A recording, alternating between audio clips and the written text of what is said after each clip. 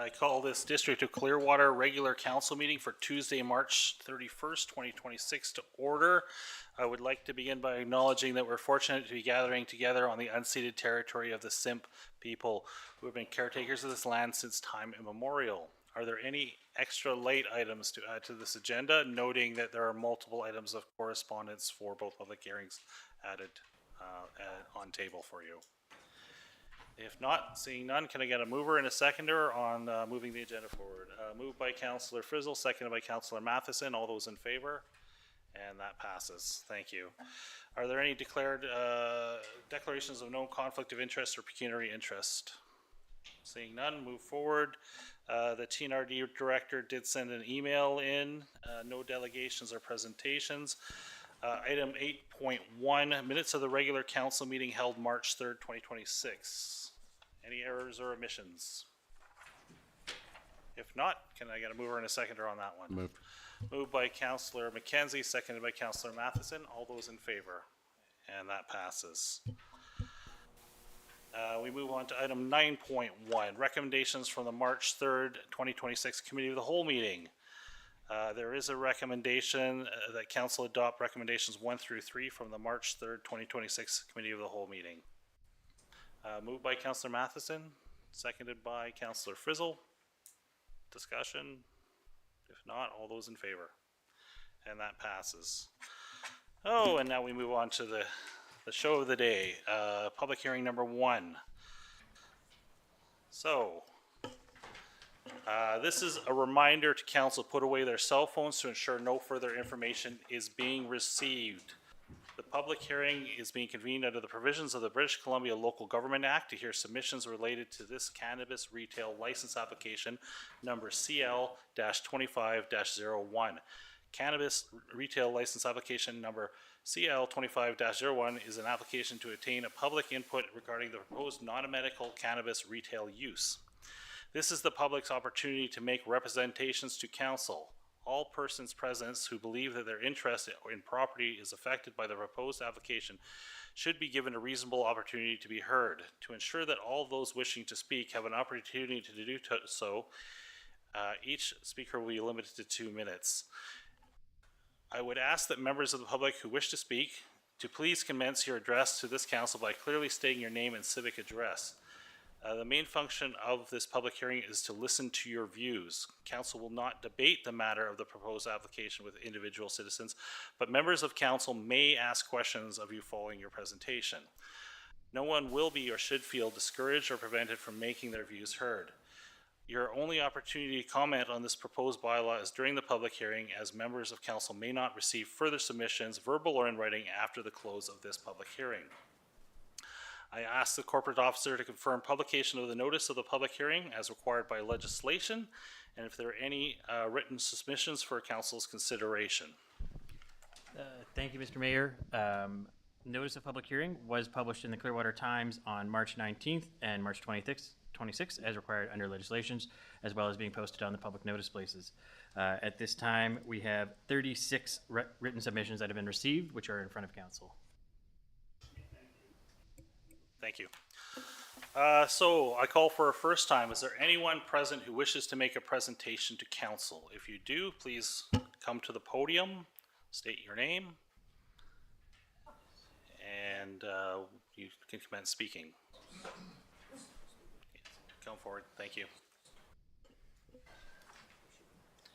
Just to let you know, if you submitted in writing, council has read all those letters. So, this is another opportunity if you have more to say, but go ahead.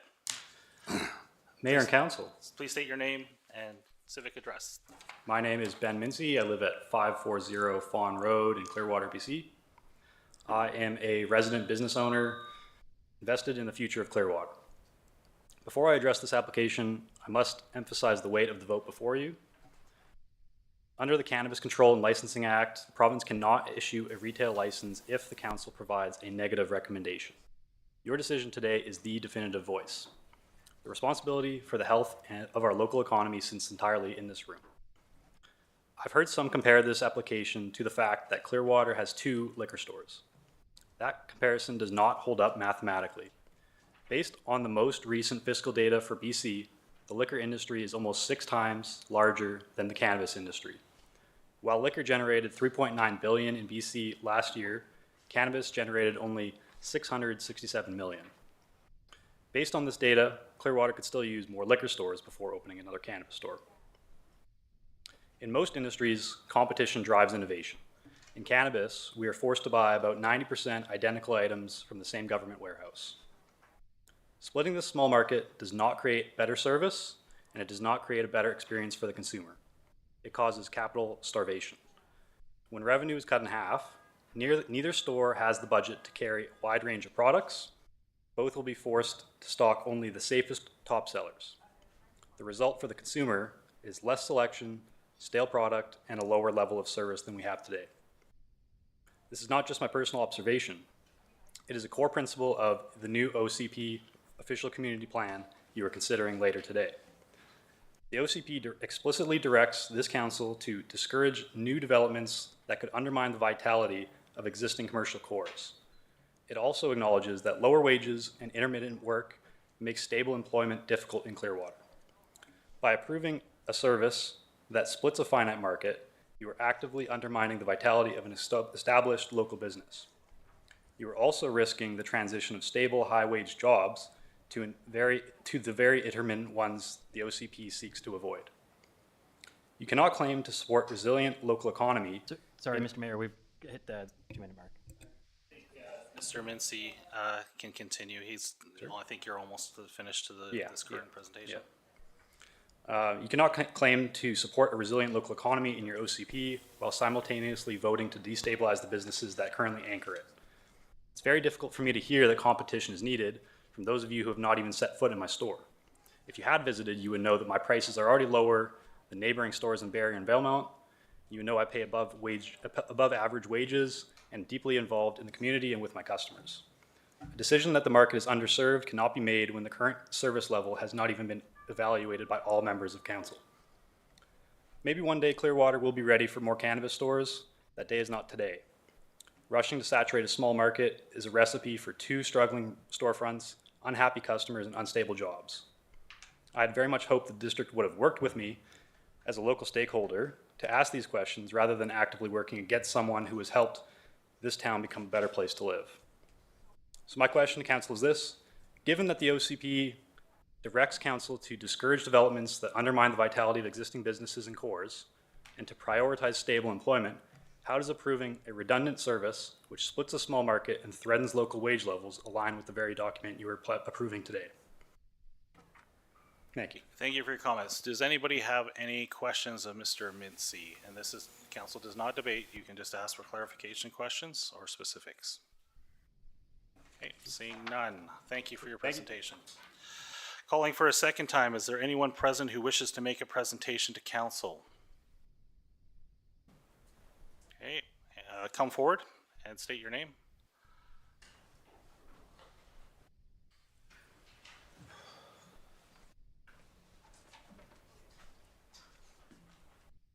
My name is Sandeep Mahal. I live in Kamloops. I'm the owner of BB Cannabis. Good afternoon, Mayor Blackwell and council members. My name is Sandeep Mahal. I'm the owner and operator of BB Cannabis. I'm here today in support of my proposed retail location. First, I want to emphasize that the District of Clearwater has already amended its zoning bylaw to permit cannabis retail at this location. I have followed all application policies and regulations set by the district DOC. My proposed store is well beyond the required 150-meter buffer from schools and parks. I'm on the opposite side of the highway. In addition, it is located at a significant distance from the existing cannabis retail. My location is positioned along the highway, intended to serve tourists and passing traffic. Second, I have invested a lot of time, effort, and financial resources into this project over the past 1.5 years. I've been paying lease costs for the past year. I have covered all required expenses, including application fees, design fees, zoning fees, planning fees, and TNRD fees. This investment in Clearwater also supports property owners, like local property owners, the language, who have been part of this community for decades, providing them with stable, long-term rental income revenue. I'm committed to hiring locally, creating jobs, ensuring that the economic benefits of this business remain within the community.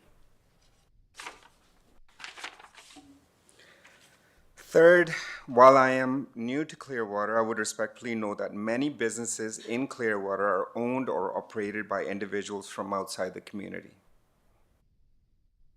These businesses contribute diversity, new ideas, economic growth, whether in hospitality, fuel service, or retail. This kind of healthy competition benefits consumers and the local economy. Finally, I would like to reiterate that the district has already amended its zoning to allow for cannabis retail at this location. This proposal is consistent with the decision and represents a responsible use of the policy framework that Council has put in place. I would also like to note that I have received support from District of Clearwater corporate services staff and TNRD planning staff and the highway authorities. With that in mind, I respectfully ask for your support in approving this application. Thank you for your time and consideration. Thank you. Are there any questions of the speaker? Okay. Seeing none, thank you for your presentation. Thank you. And I call for a third and final time. Is there anyone present who wishes to make a presentation to council? Yes, come forward and please state your name and your civic address, please. Both of you can come forward one after another if you're willing to do that. Harry, are you coming forward or? No. Okay, state your name and your address, please. Thank you for the opportunity. My name is Harry Mincy. I own the jewelry store and I live in Clearwater at 38 Lakeview Road.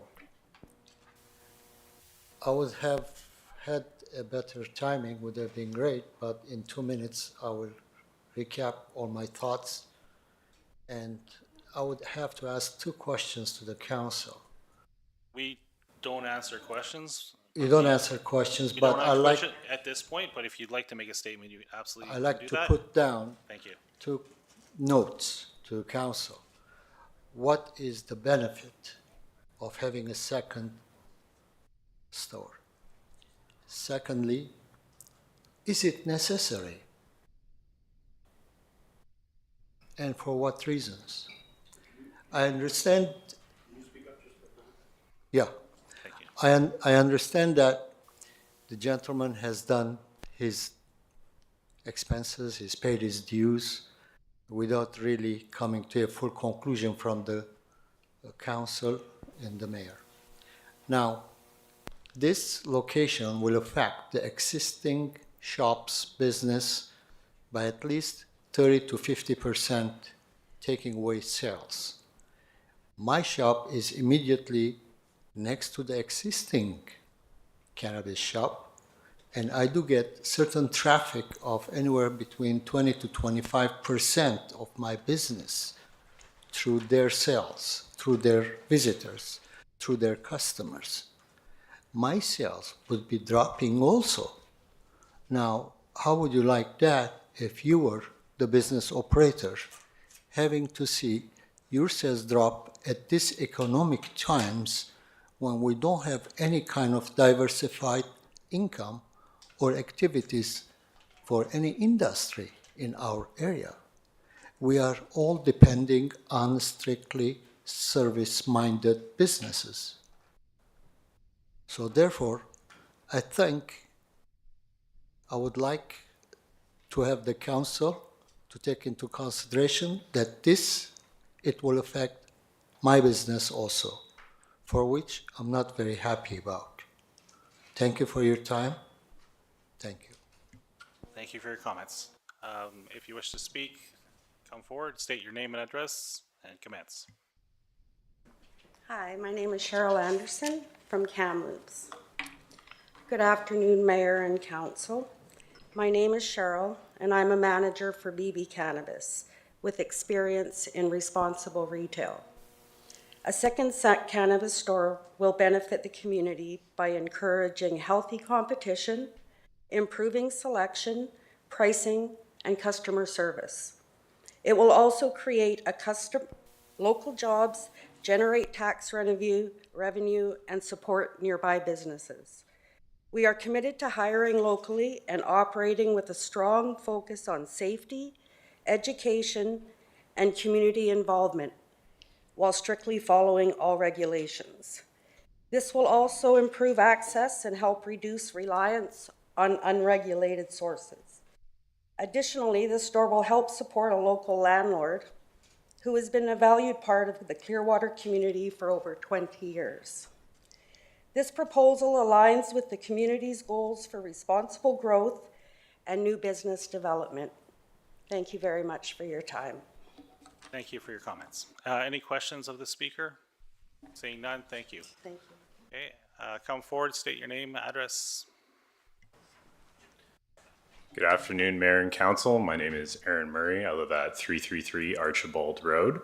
I'd just like to say, as a very long-term resident of Clearwater, somebody whose family has been in the valley since, the 1940s, I have a bit of an issue with when Clearwater, we've really pushed the love where you live slogan.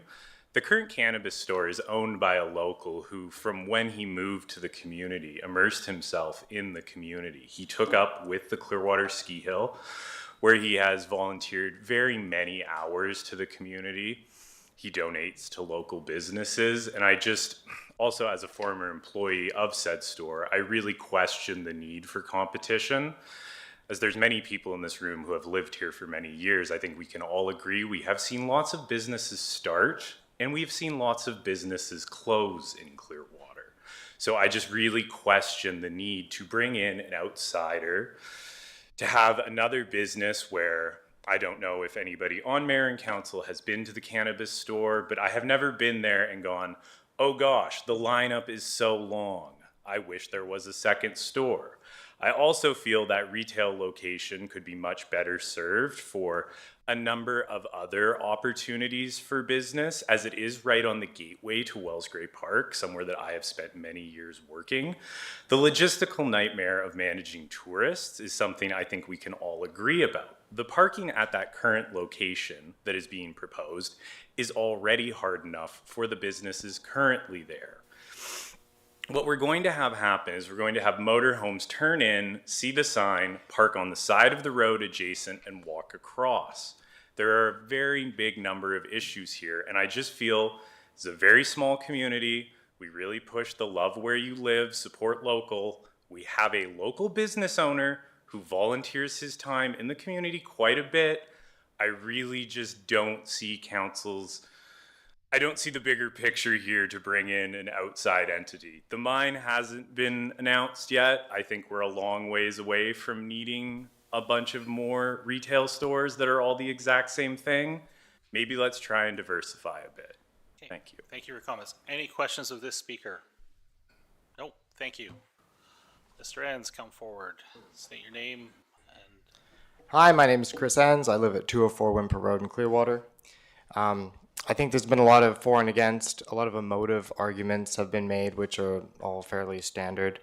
I think that the biggest thing here is, and I'm for the free market and as much business as possible, but are we for business at all cost in the one opportunity that you really have as council to actually gatekeep new business, right?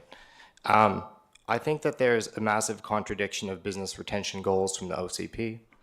And I think that this is a massive deviation from planned land use and zoning under zoning bylaw number 133. You've already got zones for commercial. Any other business owner that wasn't able to find property suitable for their business, right, that was already constructed, would have to go through the onerous and, difficult process of actually constructing or finding a partner to construct a building appropriate, right? We've basically allowed ourselves to bypass those other property owners that have land available in order to ham-fist this business into a property that was never zoned for it. So what's the point of zoning if we're just going to go and do that? I think that is really the overriding thing. It never should have been approved at the previous meeting in the first place. And I feel like the priorities of council kind of got mixed up there. Thank you. Any questions of Mr. Enns on this? Thank you for comments. Okay, come forward and state your name, where you live. Joanne Van Engelen, and I live on Clearwater Valley Road, I believe. I just moved to Kimbridge's property. Village Road, thank you. I just thought you guys should hear from somebody who smokes marijuana, not because I want to, but because medically I have to. So to be able to eat and maintain my life, I have to smoke. Can I do that here? No, I'm sorry, Benny, I can't. I have supported Clearwater as much as I can. This contains approximately what I use in 1 week. I get it in Kamloops because of the savings. So it means I travel to Kamloops once a week because there's no competition here that regulates what we pay. I've had so many people say, well, what about the children? What safeguard is there? There's no safeguard here. In Kamloops, I have to show 2 pieces of ID with my photo. I don't have to do that here. They assume how old you are. People say, well, what about jobs? Well, a new store is going to create new business. I've heard people say, oh, well, he doesn't live here. Well, I've lived here for 30 years. If you need an investor, look me up. I'll invest because I'd like to see competition. We lose too many freedoms. Don't take the freedom of competition away, please, or I will continue to take my business to Kamloops. Thank you for your time. Thank you for your comments. Any questions of this speaker? Thank you for your time. Please come forward, state your name and address. I'm Mike Ward. I live at 502 Clearwater Valley Road. I also am here representing the Hungry Hiker Restaurant, which is at, what's our address? 485 Eden.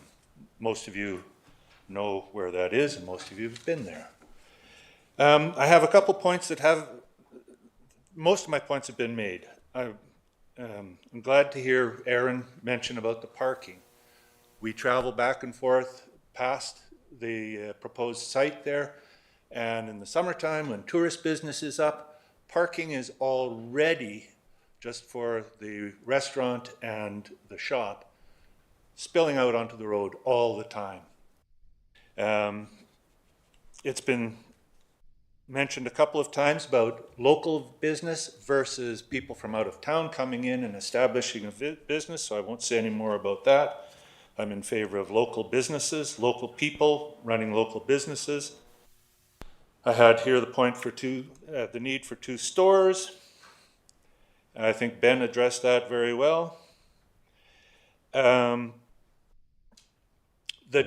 My main point here, I think, that hasn't been really addressed is, although this proposed store is the metered distance away from the high school, I'm a retired high school teacher.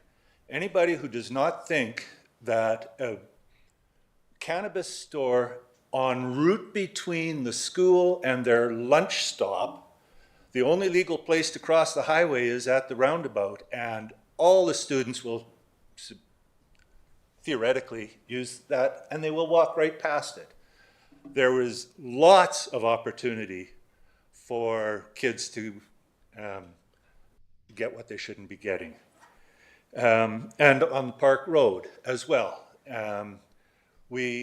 It's not a good thing to have the cannabis store on the highway and on our major tourist route, I think, because what do people do when they come in to get a cold cannabis drink?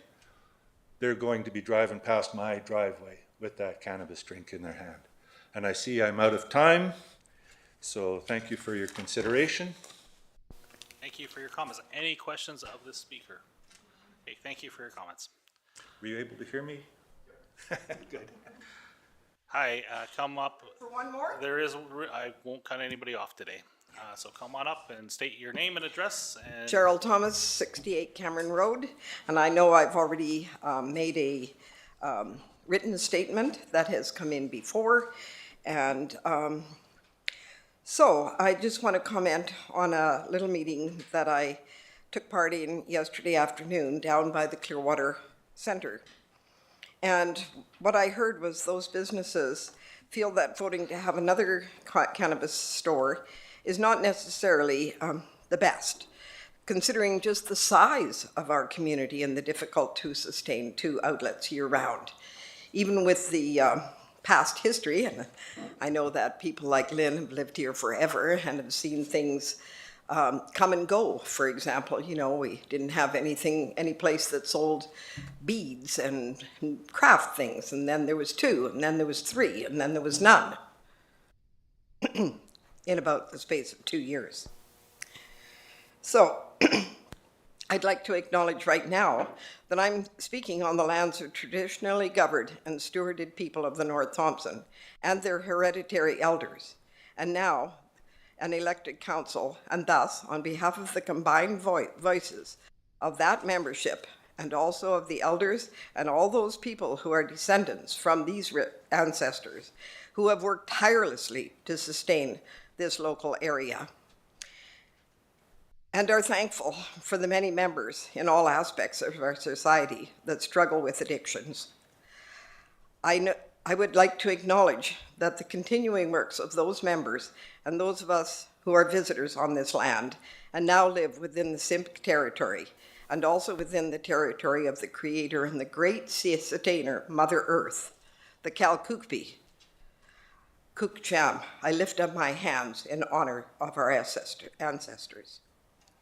So some of these things that I've already missed, and I know are already spoken of, the distance from the high school, the other things that are being said, that last gentleman that spoke about the trip up into the park. They're trips, let's face it. If you smoke marijuana, if you drink it in a tea, you're on a trip. You're not exactly in your right mind. Some people putter around at 60 kilometers an hour. I followed them in from Kamloops. And eventually they speed up enough that I can get past them at a reasonable 70 or 80 because they come and they go. And others speed quite nicely. And I would say, how are we going to feel if someone dies as a result of this decision? That would be pretty tough, especially if it was one of our own. We're kind of dropping us old folks, especially like flies. And it's very sad. So thinking of the people that work and live here in this community and that have children that want to get jobs, well, maybe by supporting the people that already live here and by making it easier for all businesses to set up, we can encourage people that maybe have closed down businesses over the years to reinstate their businesses, to expand, and to make more donations to places like the Hospital Auxiliary and the like. So I'm going to leave it with just saying to everybody, we're a whole community here. We have a very good foundation. Maybe by sending our money out of town, we're not actually serving our community. Thank you. Thank you for your comments. Any questions of the speaker? If not, thank you. Thank you for your presentations. Is there anybody else? Okay. Ron Rotsetter. I'm here on the thought of probably the highway access. We have a lot of funny traffic on this highway. We have a lot of strange activities up and down this highway. Putting a cannabis store that close to the highway is probably not a good idea. I think it'd probably be open for invitation for break-ins, and I mean, that can happen anywhere, as I understand, but it's a little bit out of sight, out of mind where it is. Put it on the highway. I would like to see the stats on what the safety would be like compared to where it is now. That's it. Any questions of Mr. Rotzetter? My question is, you say it's a concern. What about all the pot stores on the highway? Sorry, and point of down order. the There's city? no- Yeah, no, sorry. questions Can't- from No the- debate between the things. The Yeah. council can ask questions. There will be another session you can, at the end, where you can ask public comments. Seeing no further speakers, I declare this public, oh, sorry, coming up. Come on now. Okay, I'm Letta Mae Colburn, and I'm on 426 Hydro Road, so I'm close to where this cannabis store is gonna be. And right close to the high school. You know, we're supposed to care for our children, not destroy them by having that right in their face. Out of sight, out of mind is good, but when it's in your face, you are tempted to use it, not them, but somebody else get it for them. And I don't want it in my neighborhood. I've contended with a lot of drug dealers in my neighborhood, and I don't want that next to my area. So, thank you. Thank you. Comments? Any questions? Nope. Okay, thank you. There being no further speakers, I declare this public hearing closed. And at this time, we'll take a 5-minute recess to reset, and then I will start the one on the official community plan. So 5 minutes.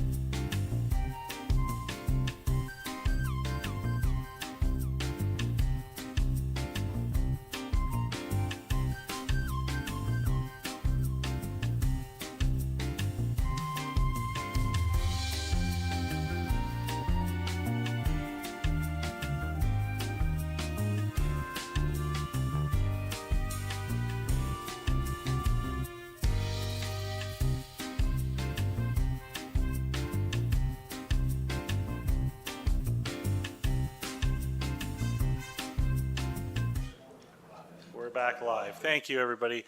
We'll start the public hearing now on the official community plan bylaw number 331. This is my opening statement for this public hearing. This is a reminder to council to put away their cell phone to ensure no further information is being received. The public hearing is being convened under the provisions of the British Columbia Government Act to hear submissions related to the adoption of the new official community plan. The District of Clearwater bylaw number 331/2026 is a bylaw to adopt a new official community plan covering all landed properties within the municipal boundaries of the District of Clearwater. The OCP is a statement of objectives and policies to guide the city on a variety of decisions, including planning and land use management. It also includes land designations and development permit designations and guidelines. This is the public's opportunity to make representations to council. All persons present who believe that their interest in property is affected by the proposed bylaw shall be given a reasonable opportunity to be heard. To ensure that all those wishing to speak have an opportunity to do so, each speaker will be limited to 2 minutes. I would ask those members of the public who wish to speak to please commence your address to this council by clearly stating your name.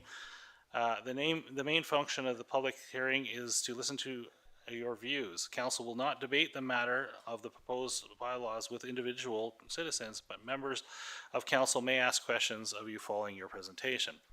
No one will be or should feel discouraged or prevented from making their views heard. Your only opportunity to comment on the proposed bylaw is during the public hearing, as members of council may not receive further submissions, verbal or in writing, after the close of this public hearing. I'll ask the corporate officer to confirm publication of the notice of public hearing as required by legislation, and if there were any written submissions for council's consideration. Thank you, Mr. Mayor.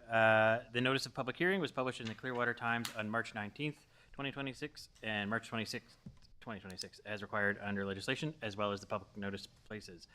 We received one written submission, which is in front of council. Was that the one that was put on table today? That's correct. Okay, thank you.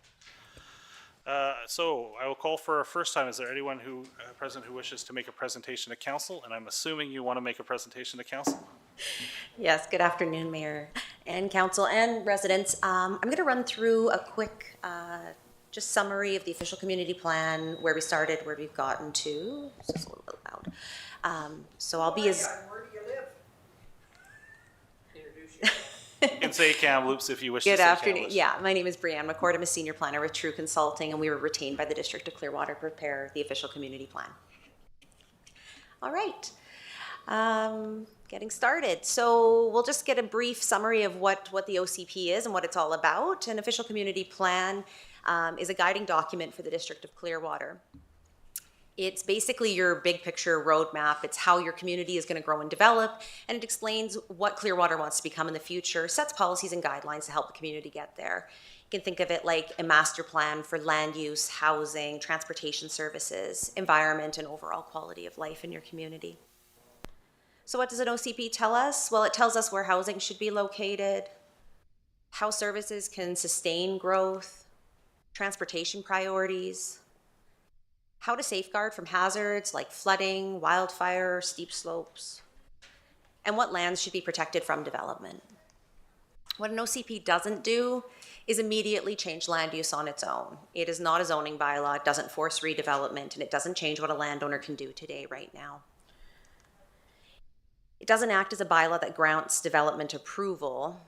It doesn't issue permission to build or replace your zoning bylaw or development permit. It doesn't control the day-to-day operations, and it doesn't regulate things outside of the government's control like forestry, mining, and crown land decisions. So why does it matter? Well, it shapes neighborhoods and how they evolve, it supports long-term planning, prevents ad hoc development, and reflects the community's values. What is an OCP update? An OCP update is targeted revisions to the official community plan. So instead of writing something from scratch and rewriting the book altogether, this is like writing new chapters in the book and updating it, but keeping the same plot. So we have new data or legislation that could be incorporated, policies that are outdated can be updated or removed as needed, and new policies can be introduced, refreshes maps, growth projections, etc. So as a part of this official community plan project, we've done extensive community engagement throughout the entire process, and I'm just going to quickly touch on those events that we've held. So a number of events have taken place. There have been 3 public open houses, community pop-ups. We did place speak interest group interviews, quite a number of them. There was a town center visioning workshop. There's been webpage updates, luncheon with the Senior Society, quite an extensive list of different engagement opportunities to try to get a broad range of input from different residents with different interests. In addition to the engagement work that True did, the District of Clearwater also had extensive outreach through their website news, social media posts, and also mailed circular distributed notices. So what did we hear at these events? Well, we heard a lot about the community's vision and identity, needs for housing and diversity, economic development, transportation or infrastructure questions and needs, recreation and community facilities, and environmental health. Just touching on some of those numbers, that first open house that we hosted had over 70 participants, and the second and third had 25 and 35 respectively. We also had a pretty substantial response to the survey with over 165 completed. And here's just some photos of the engagement. Oh, there we go, in action. So some of the opportunities and how we gathered input.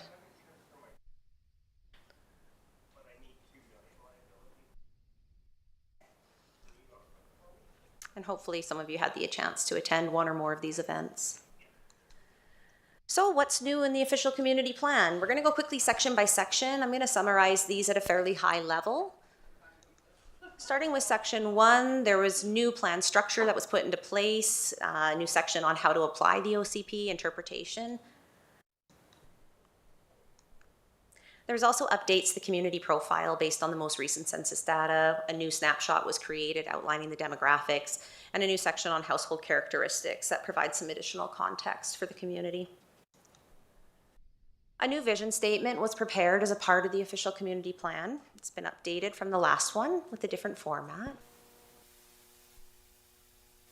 And a series of new community goals have also been introduced that focus on all different aspects of the community, from quality of life to safety to rural character, business friendly, resilient. We talked about all the things and the feedback that we heard through the engagement sessions and did our best to incorporate that into the identity and the goals for the community. Touching now into the policies, there was fairly substantial policy updates that did take place as a part of the official community plan.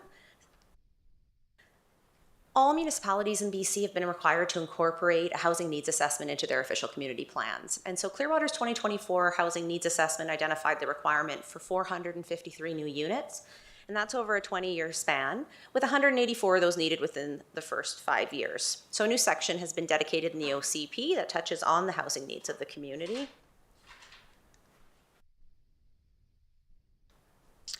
Social well-being.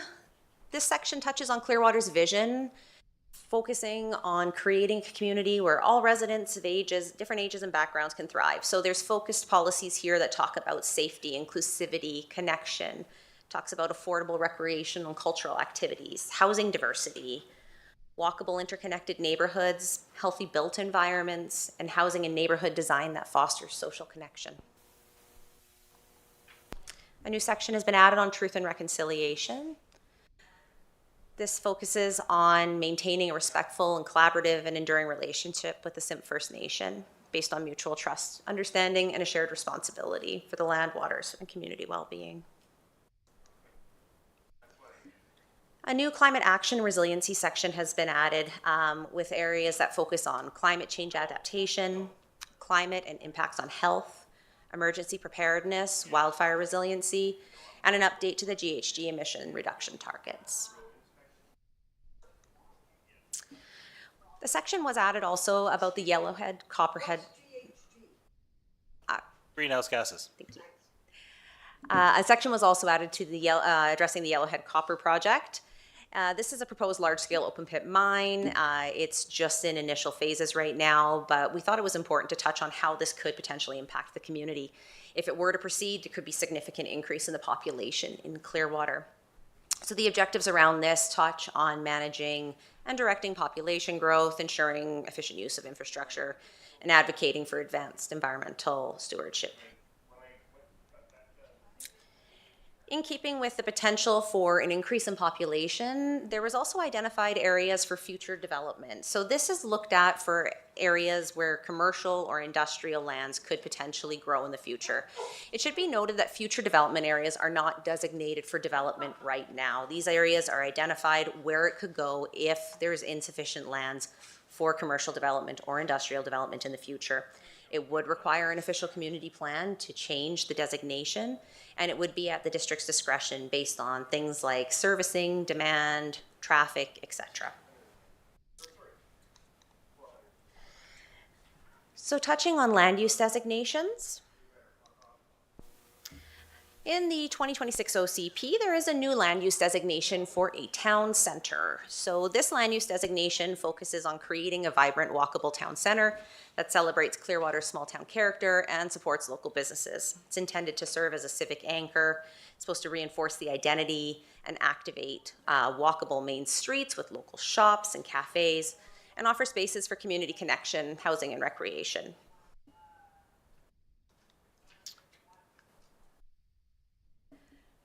So the town center is intended to serve as the heart of the community for both residents and visitors.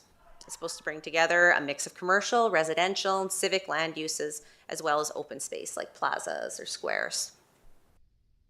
And in our community engagement, we heard a lot about the community looking to have a downtown or a town center.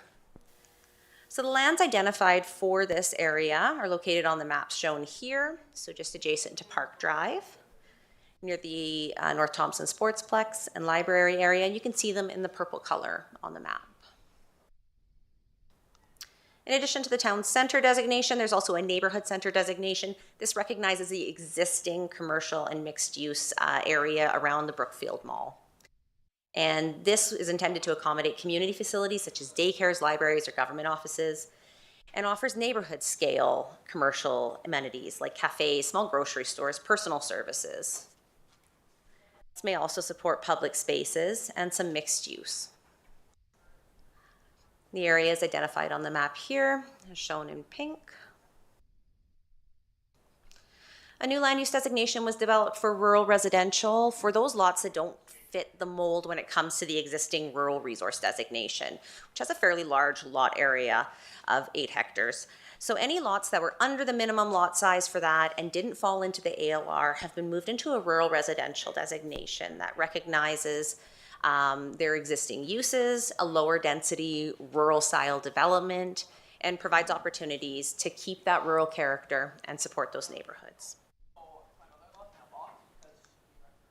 This one's a little harder to see, but the areas have been circled where these uses have been introduced. Urban residential. So this is an existing land use and it stays in the OCP, but it has been expanded. So this is looking to infill some of those areas where there's existing servicing, also to identify where we can expand into areas that will be serviced in the future, and to provide a wider range of housing types and densities. So here's where you could see things like townhouses, maybe some apartment buildings, a different mix of housing types. Anything from group housing to a single family dwelling can go into an urban. It's your densest land use. And the expansion areas are identified on the map on the screen here.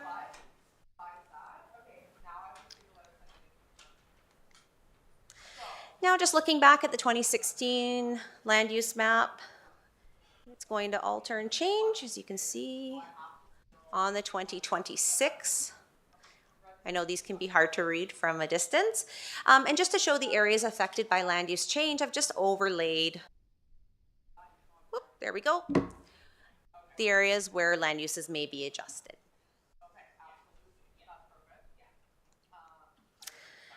All right, development permit areas. We're just going to touch on what's new in here. So development permit areas are part of an official community plan, and they apply special guidelines that guide development. It's not necessarily whether or not development can occur, but how it should be designed and mitigated in certain cases. So this can be anything from your built form for multifamily or commercial development to hazard mitigation where you may have a floodplain type issue. So there are 3 new development permit areas. Those include one for the town center, one for the neighborhood center, and one for hazard lands. The existing development permit areas for Wells Grade Gateway and environmental have just been updated. And lastly, a new section was added on implementation of the plan.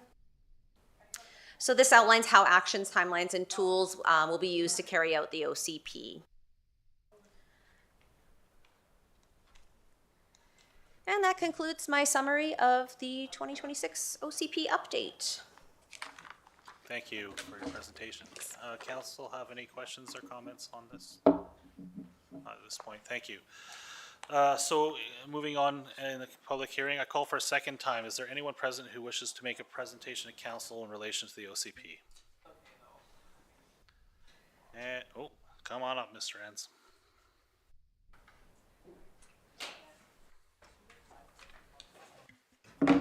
Hi, Chris Enns, Clearwater resident.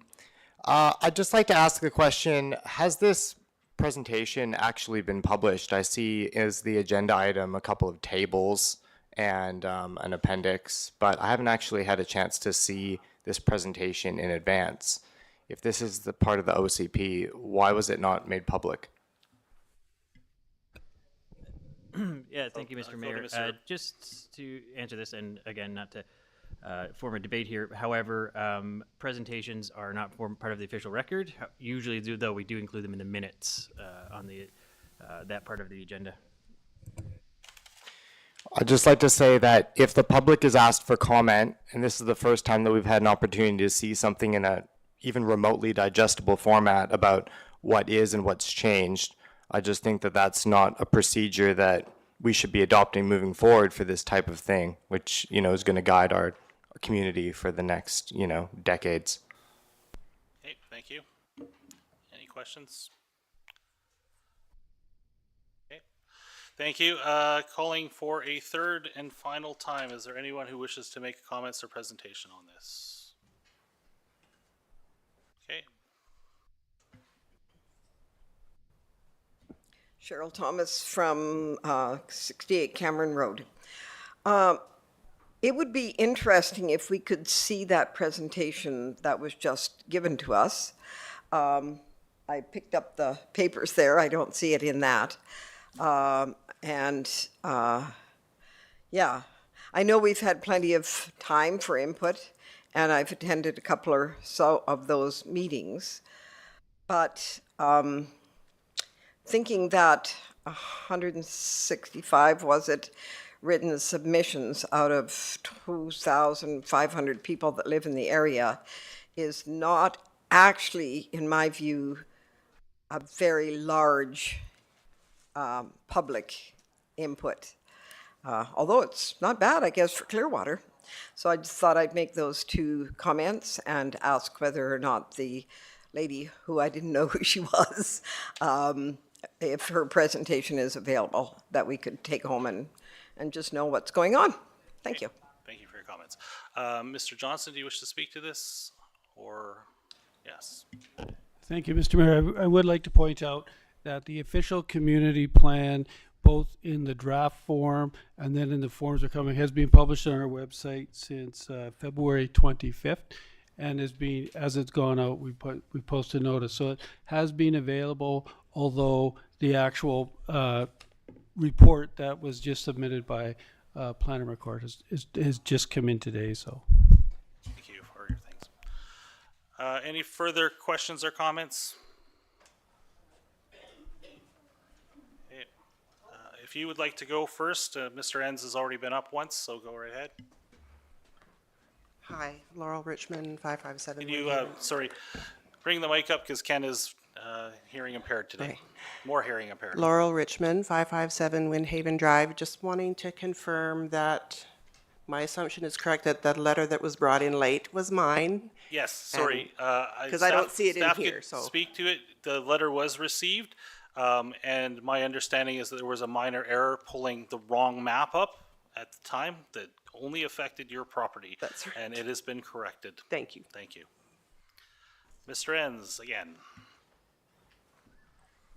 I'd just like to add that when my family and I were at the ski hill and we saw the presentation that True did, that I and my spouse specifically asked the lady who presented for a summary of changes for the public when we met her.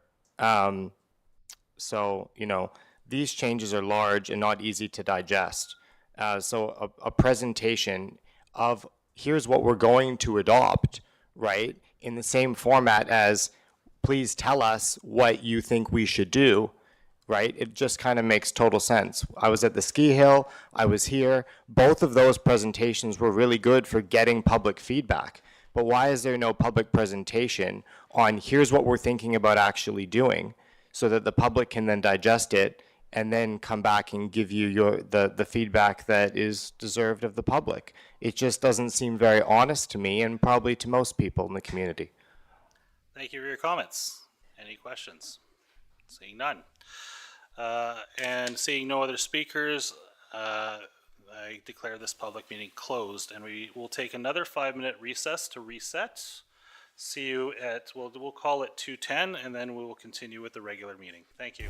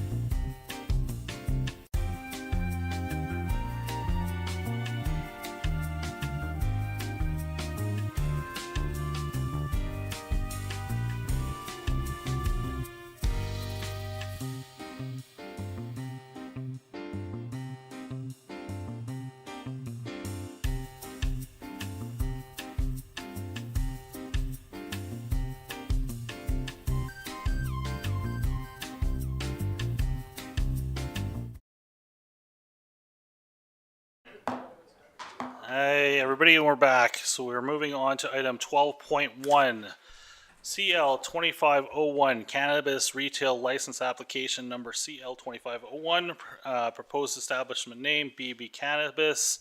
There are two recommendations, and I believe, is staff speaking to this today? Yes, we do have our TNRD planning staff to speak to this and their reports. Ms. Perotti. Hey, Ms. Perotti is online.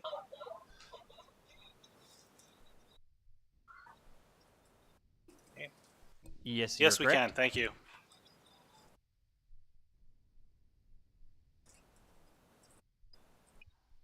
Okay. It is up on screen. Thank you.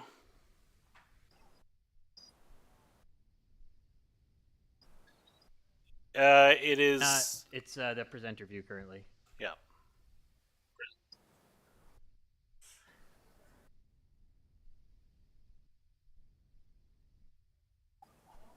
Not yet, but sometimes there's a minor delay.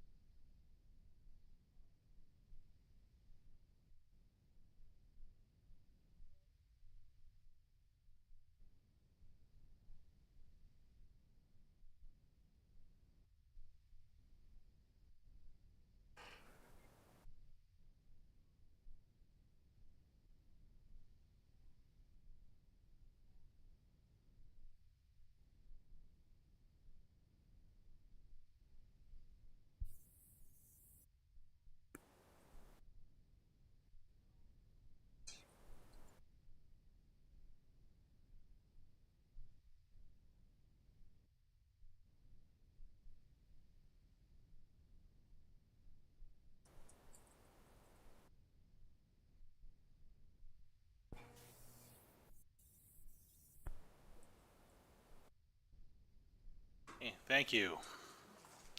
Mr. Johnson, just to speak to this. Thank you, Mr. Mayor. So as Planner Perotti mentioned, there was quite a number of letters in total. I did a review of those letters to try to get an understanding of what the commonality was with all the various letters coming in. So I looked at what the key themes of the letters. Some of them had more than one, so I would mark it down as potentially get a couple of checks. So the list I did is, of those 36 letters, I tried to calculate what are the key themes amongst those.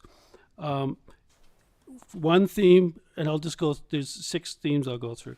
So one theme was being opposed to marijuana, just in general, and the effects it has. And of that, there was 6 responses, what I characterized as that. those 6 responses translate to 17%. The people opposed to the application with no reason stated, there was 3 of those, which tallies out to 8%.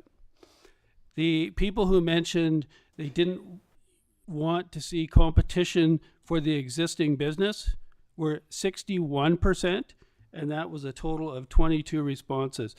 A very similar response, which was kind of getting again to the competition theme, was they didn't want a out-of-town business coming in and competing with a local business. And for that, there was 11 responses. The not local was 4 responses, that was their primary concern, and for 11%. Finally, the other kind of big theme was the location aspects, and that was mentioned 11 times in the letters received for a total of 31%. In total, the support letters that I had on file when I reviewed them, this was as of last night, was 3 letters in support, which totals 8%. And I want to say those numbers were subject to my interpretation, reading them based on the main themes. If you went to every single theme listed, then someone else compiling it may come up with a slightly different number, but I think that's a pretty accurate reflection.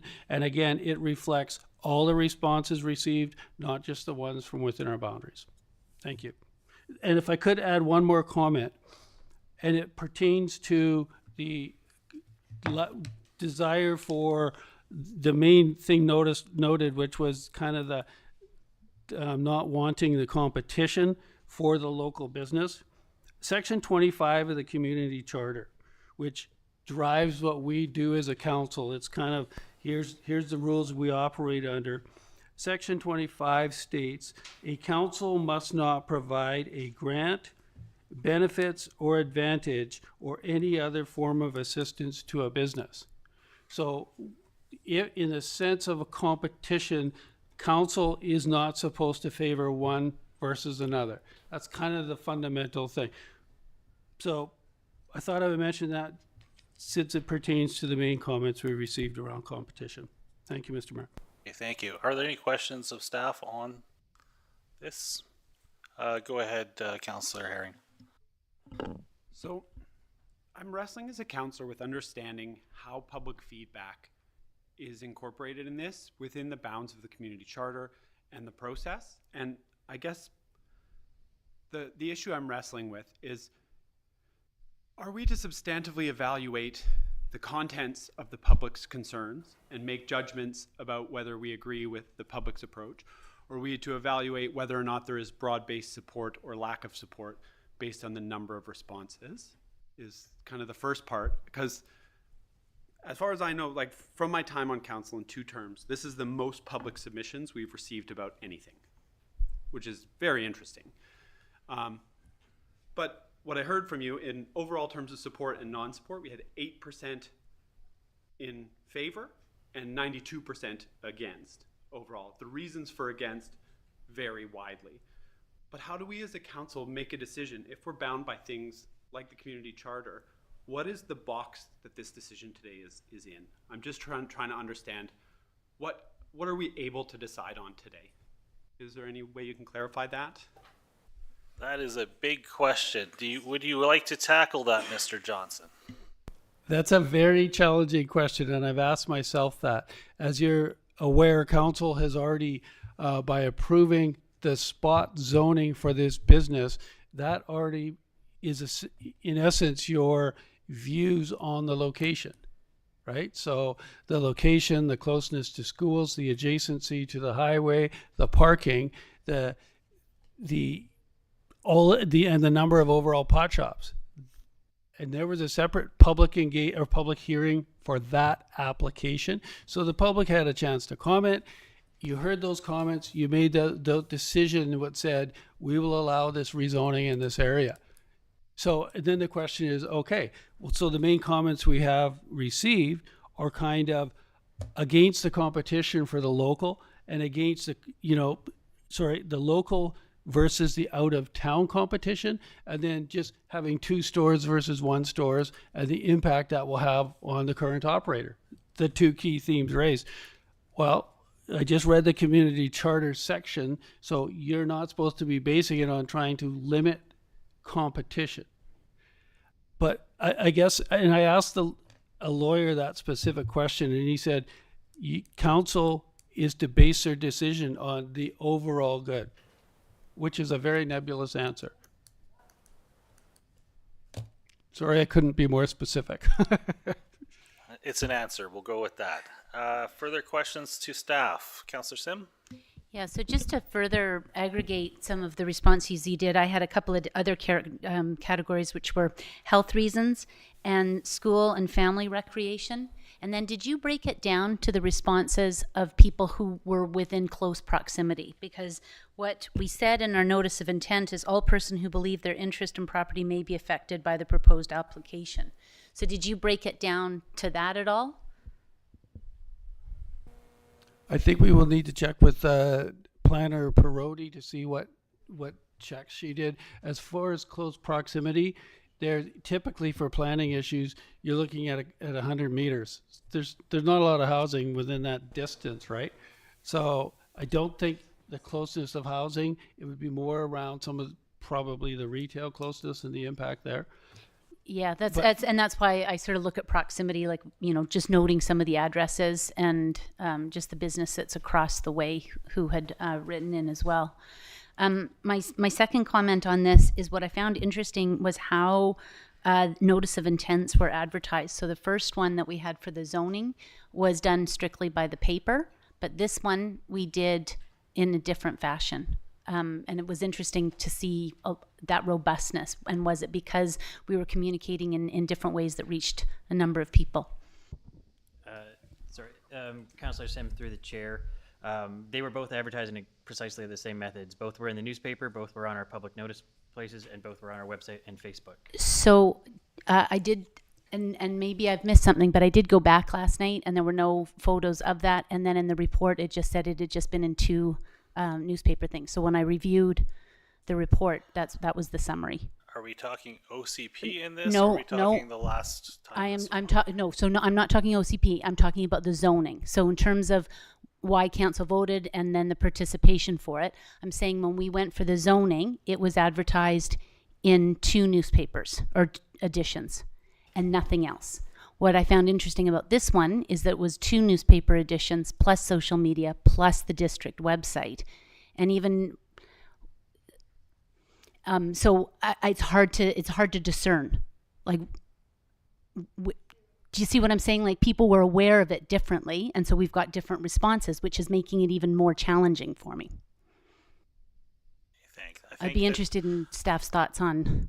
I think staff would have to go back and research that as to if there was something done different. Okay. Any further discussion or questions to staff? Anything for Ms. Parodi online? Go ahead, Councillor Frizzle. I'm really struggling with this as well because it is a business decision that we're supposed to make, not a competition. That was already been made very clear by the CAO that we can't base it on, there we go. That's not up to us to make that decision. And I believe that we also heard that there's not enough business for a second one, but I would assume that the applicant has made market research on this. I'm assuming that's probably not necessarily a good thing. I'm struggling back and forth on it all.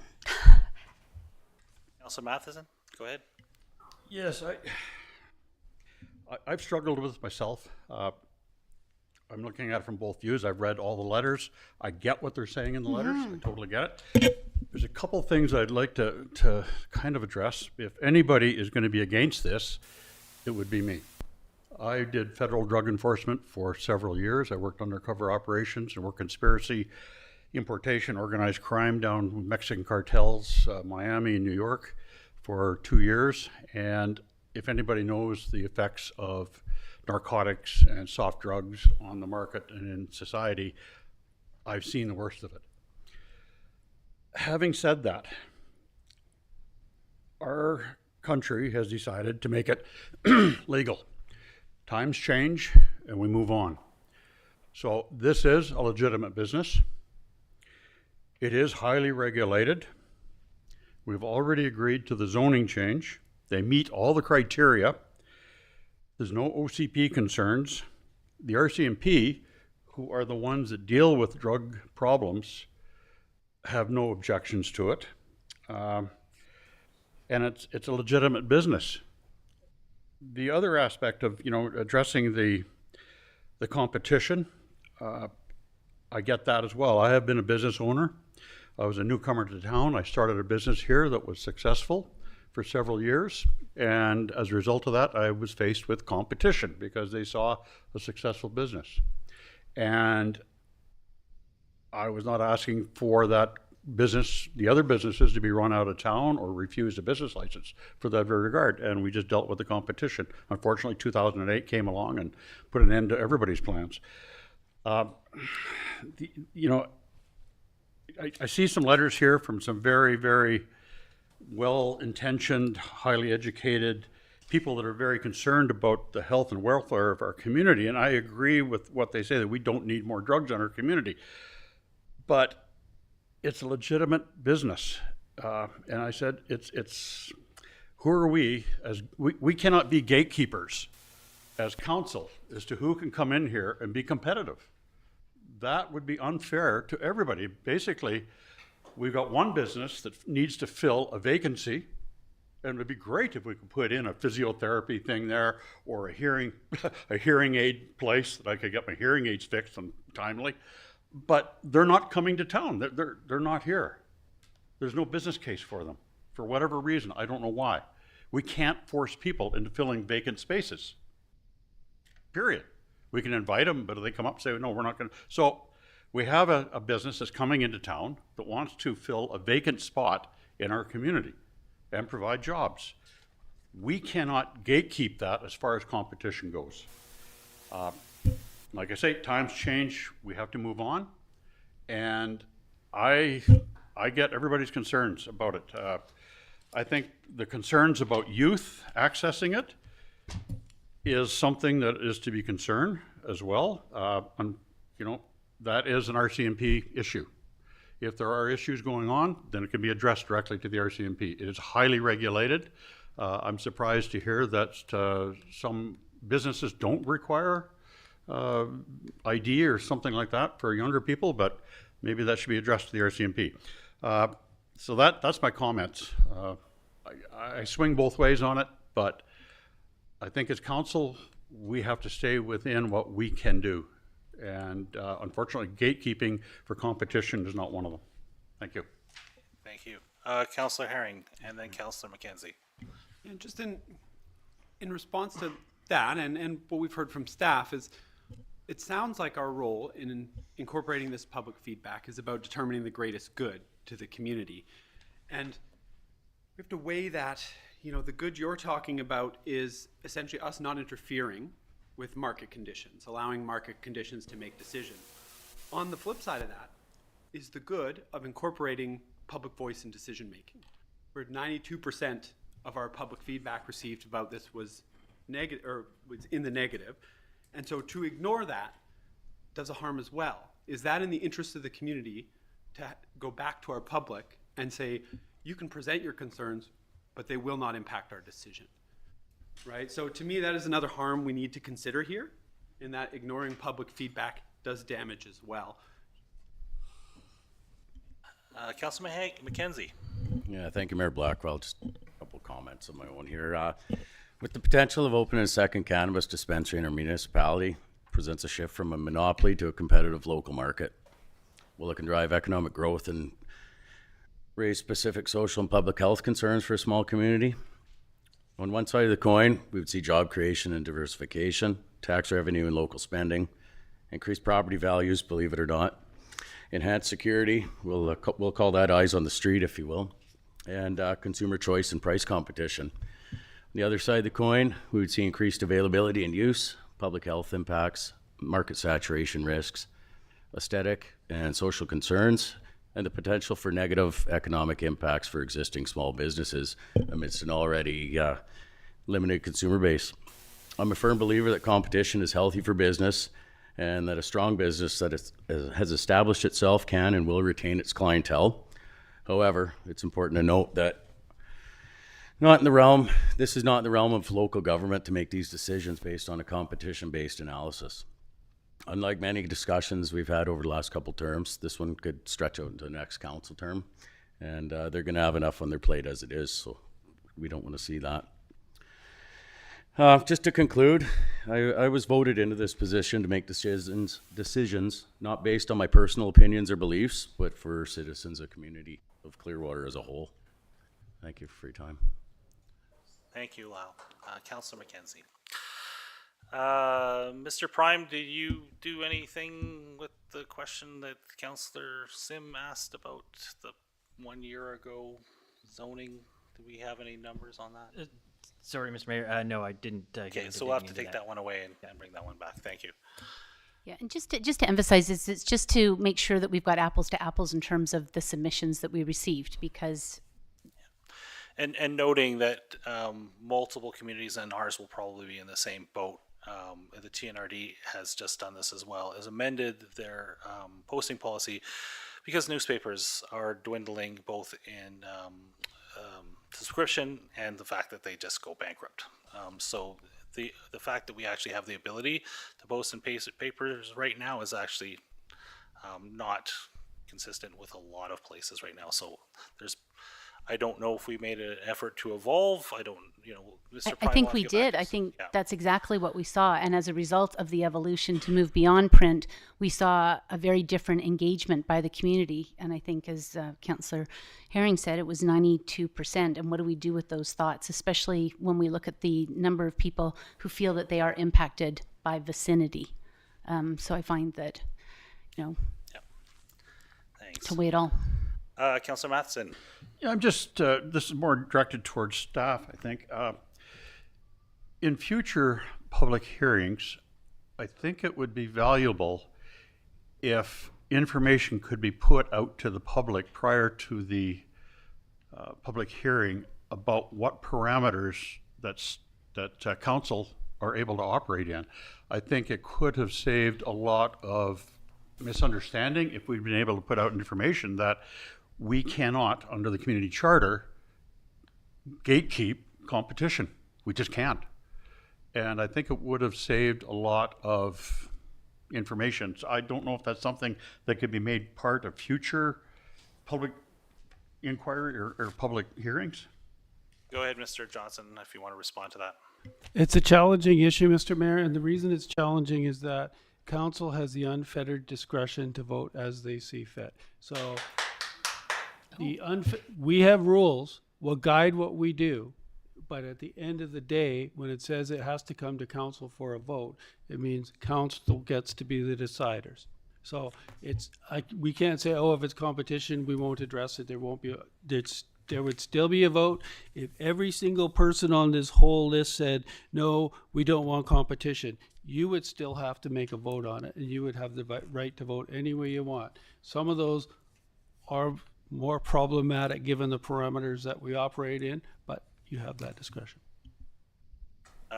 Council Frizzle. So what it boils down to me is that if we did approve this application, it's the business owner himself and the citizens of Clearwater that will decide if this business is successful. I can't even say the word successful. So. Go ahead. Yeah, and I think that's fair. I'm going to say that what I was interested in was I counted about 9 of the, whether they were verbal or the written, that had a tourism impact to it, about the placement and the corridor and some of those impacts. So that's weighing on mine, is because there was a number of them that said, listen, we're for competition, we're for it, but not this location because of what our tourism economy means to the town. So that is also weighing on the decision. And while the school is outside of the boundary, it's very, very slim. But we basically had 17 responses that had a comment about the proximity to the school. And I value those submissions as well. So both of those things combined are not about competition to me, rather than what our community input is and how that might affect them both for family life, children's and family life, as well as other businesses along that corridor who rely on that visual impact. Thank you. Further questions, comments? I guess I should state a position on this. I struggle completely with this. I still, in my head, am weighing back and forth which way to vote on this. As others have stated, cannabis was made legal in Canada several years ago. That's a fact. My concerns in this town, beyond what we have in front of us today, is the black market and gray market for both cannabis and for other drugs in this town. That is a constant conversation that I am having with drug advocates in and outside of this town and RCMP. It is a real issue. It is an issue that I wish we had different solutions for. But speaking to the province, to the Attorney General, to the Minister of Public Safety and Solicitor General staff, we as a community have brought this forward to their attention, also to the RCMP chain of command, over and over again, and we have not resolved those issues. And it just seems to be something that bubbles back up over and over again. Do I think we need another cannabis store in Clearwater? I get the competition thing. I don't. If it was just based on the current population of Clearwater, I don't see it being there. But we do have, as many have alluded to, quite a lot of traffic through here in the summertime. As far as when and where you partake in your cannabis products, the ones that do cause impairment, that is a responsibility of the people that use it and the responsibility of the RCMP to enforce misuse of that. But to this point, I'm still struggling here to go which way should we vote on this. I mean, I have to absolutely respect the public feedback on this, that a lot of people don't think this is necessary at this point, and I think that's an important statement. Councillor Matheson. Yeah, I'll just add one comment along that line as well.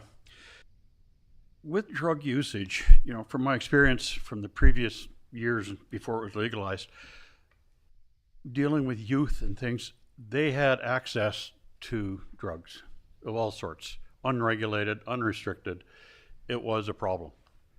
At least with the legalization, it does give some oversight. It gives a control in an environment that people can access it. Are students going to access marijuana and other drugs? Absolutely. They're going to get it come hell or high water. I mean, when I was a teenager, I did everything I could to try and get booze from the liquor store. It's going to happen. But at least in a controlled environment in our community with oversight and proper and highly regulated, it's a better option than not having it and allowing it just to be a free-for-all in bars and back alleys and cars and parks. As far as drug use problems in our community, I agree we do have an issue here, but it mainly, I wouldn't say it's not just marijuana. It's mainly getting into heavier narcotics that cause overdoses, methamphetamines, all those other great things that are out there. So will they access them? Will the students access them? Probably.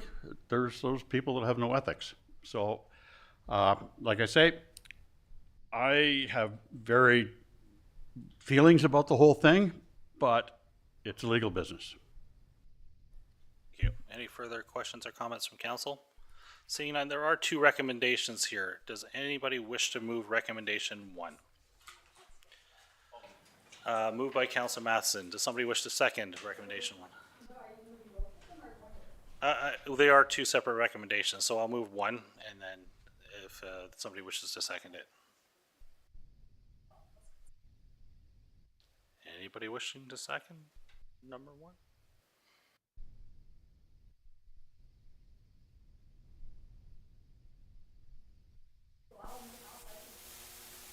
Okay, thank you, Councillor Frizzle. Second by Councillor Frizzle, moved by Councillor Matheson. Further discussion on item recommendation 1, that the public hearing input be considered in the cannabis license application C25-01 at Unit C 343 Clearwater Valley Road be recommended to the Liquor and Cannabis Regulation Branch for issuance. Go ahead, Councillor Herring. In terms of just expressly stating the rationale for my vote, I just want to say that intend to vote against this recommendation because I believe that we've heard a significant amount of public feedback in opposition to this. Whether or not the substantive reasons expressed in those pieces of feedback are valid, for me it's about numbers. We asked for the public's feedback and we got a significant response compared to any other that I've seen. So to me, I put tremendous weight on that public feedback.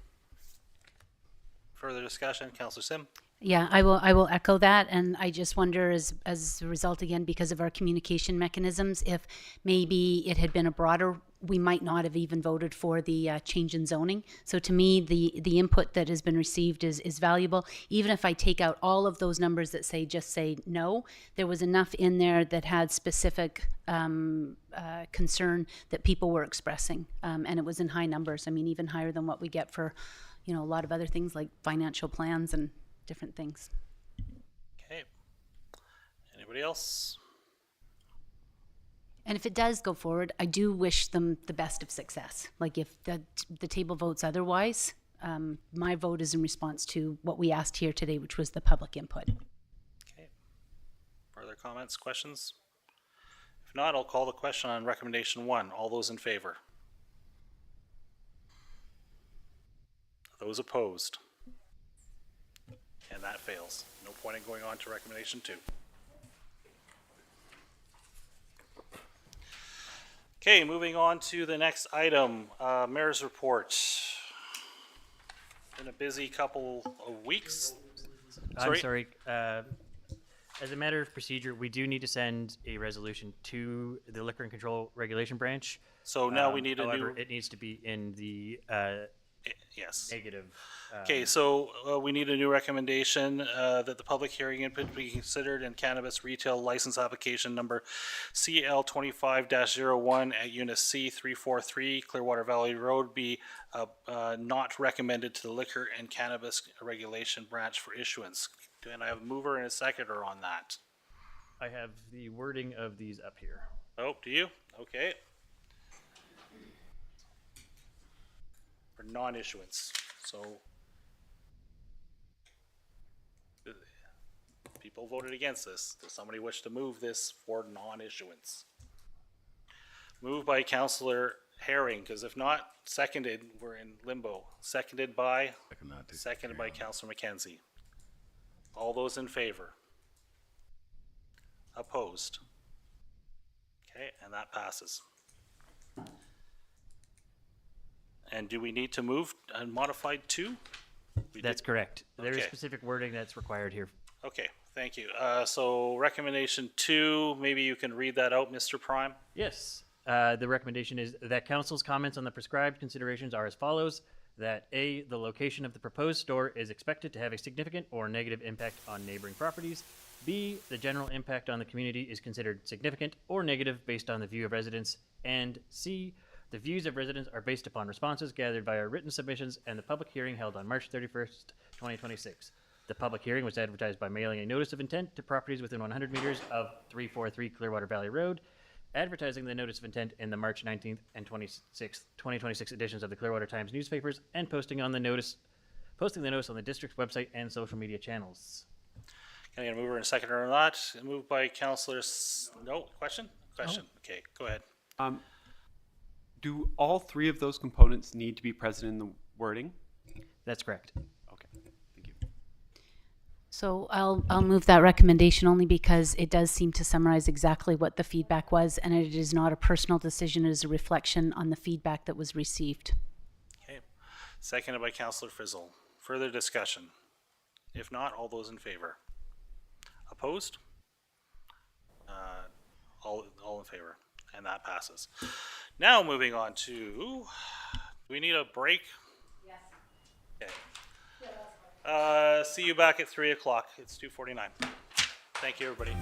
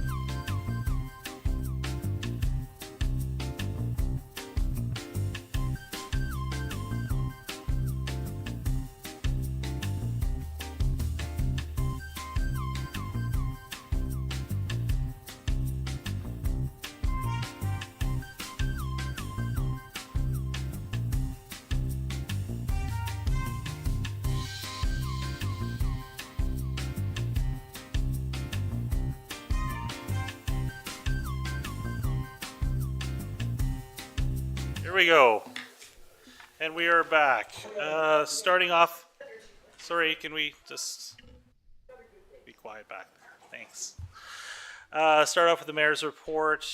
Spent much of the last few days learning and understanding short-term rental systems, STRs, in British Columbia. A lot of complications behind the scenes happening with that. Had a meeting with the members of the TOTA executive, and that has moved through various channels. So, yes, that was lots of fun, and there'll be more to come on that. Sorry, it's gonna break the cable. On Thursday, March 5th, I attended a TNRD board education session on cybersecurity. Also on the 5th, I attended the TNRD regular board meeting. On the 13th, I attended a Zoom meeting with the BC Hydro planned power outage. There was some discussion about possibility of future seasonal outages, especially the one coming up in September, which I believe is the second weekend of September, second Sunday, as to whether or not there would be more of those going forward. BC Hydro is actually just evaluating that to see how much work they have over the next few years, but their intention is to try to get as much work as possible done this fall during that planned power outage. On the 16th, I attended the Clearwater and Erie Community Wildfire Roundtable. Very important session, excellent work by staff, including Fire Chief Mike Smith and our Fire Smart Coordinator, Chance Breckenridge. The funding, if you don't know, for these meetings it used to be done through Fraser Basin Council and provincial grant money, and that was dropped. So the District of Clearwater has picked up the funding for those lunches, and we had a really, really good discussion with all the local stakeholders, including community forests and the local timber companies, about strategies for fire prevention and removal of flammable fuels related to forestry around town. As a result of that, I actually have a meeting tomorrow with several regional forestry stakeholders to discuss ideas that came out of that session, that could have a fairly significant positive impact on our ability to fire smart this community. And I've also requested a meeting with the Minister of Forest to sort of bring this group to his attention as well. On the 19th, I was interviewed by Brian Frankel, who's a councillor from Vanderhoof, and Arjun Singh, former councillor from Kamloops, for the podcast Day-to-Day Democracy, on the duties, struggles of small town representation in the time of downloads from upper levels governments. It's out there on YouTube if you want to find it. On the 20th, I attended Canada Mortgage and Housing Corp Zoom on pre-approved housing designs that communities can acquire to speed up approval processes. I've left a website link there. It's actually quite fascinating. I think it's worth everybody on council going and checking out.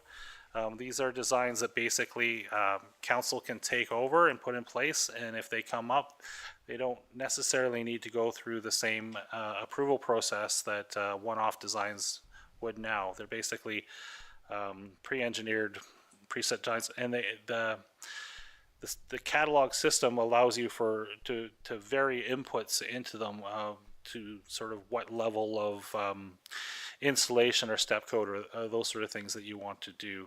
So you can actually tailor the design online. 24th was agenda setting. 25th was a hospital board pre-meeting to discuss issues for the regular hospital board meeting, where we discussed a few things related to finance. The 25th was a hospital board, the 26th was the TNRD regular meeting, TNRD rural mayor's lunch that we had, and the hospital board meeting. Of note on the 26th is the hospital board voted on a financial change that will likely save the taxpayers $28 million over the next decade in relation to borrowing costs related to the cancer center construction and improvements to Royal Inland. The mayor's lunch was a new thing. It was great. We generally talk to each other one-on-one about issues, say, hey, what has your community done on this? But it was great to have a round table discussion that included mayors from far away as Merritt, Chase, and Lytton. We passed both the hospital board budget that day and the regular TNRD budget that day. The TNRD tax increase at this point is coming out at 5.5%. Some of that will be represented on Clearwater tax bills because we use services provided by the TNRD.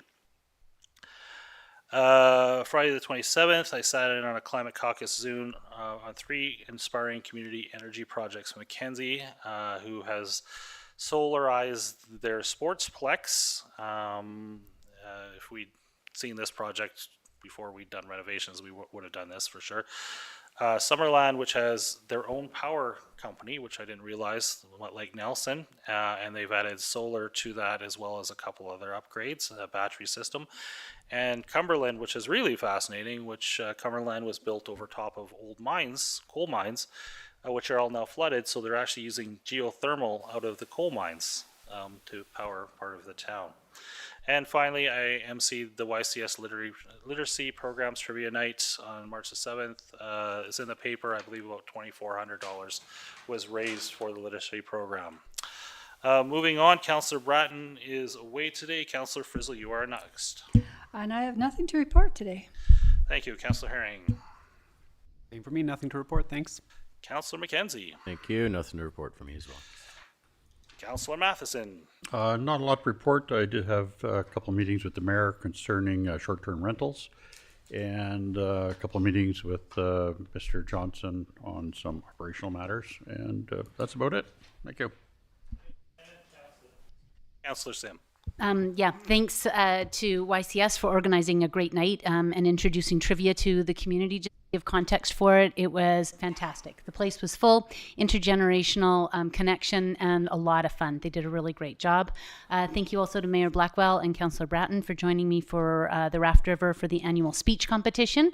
We heard a lot of really, really great talent, and it was just fun to be with the kids.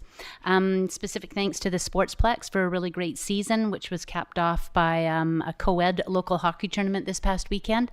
I think it was one of the first co-ed tournaments we've seen in a long time, and really successful, and again, lots of family connections and spouses and partners playing together.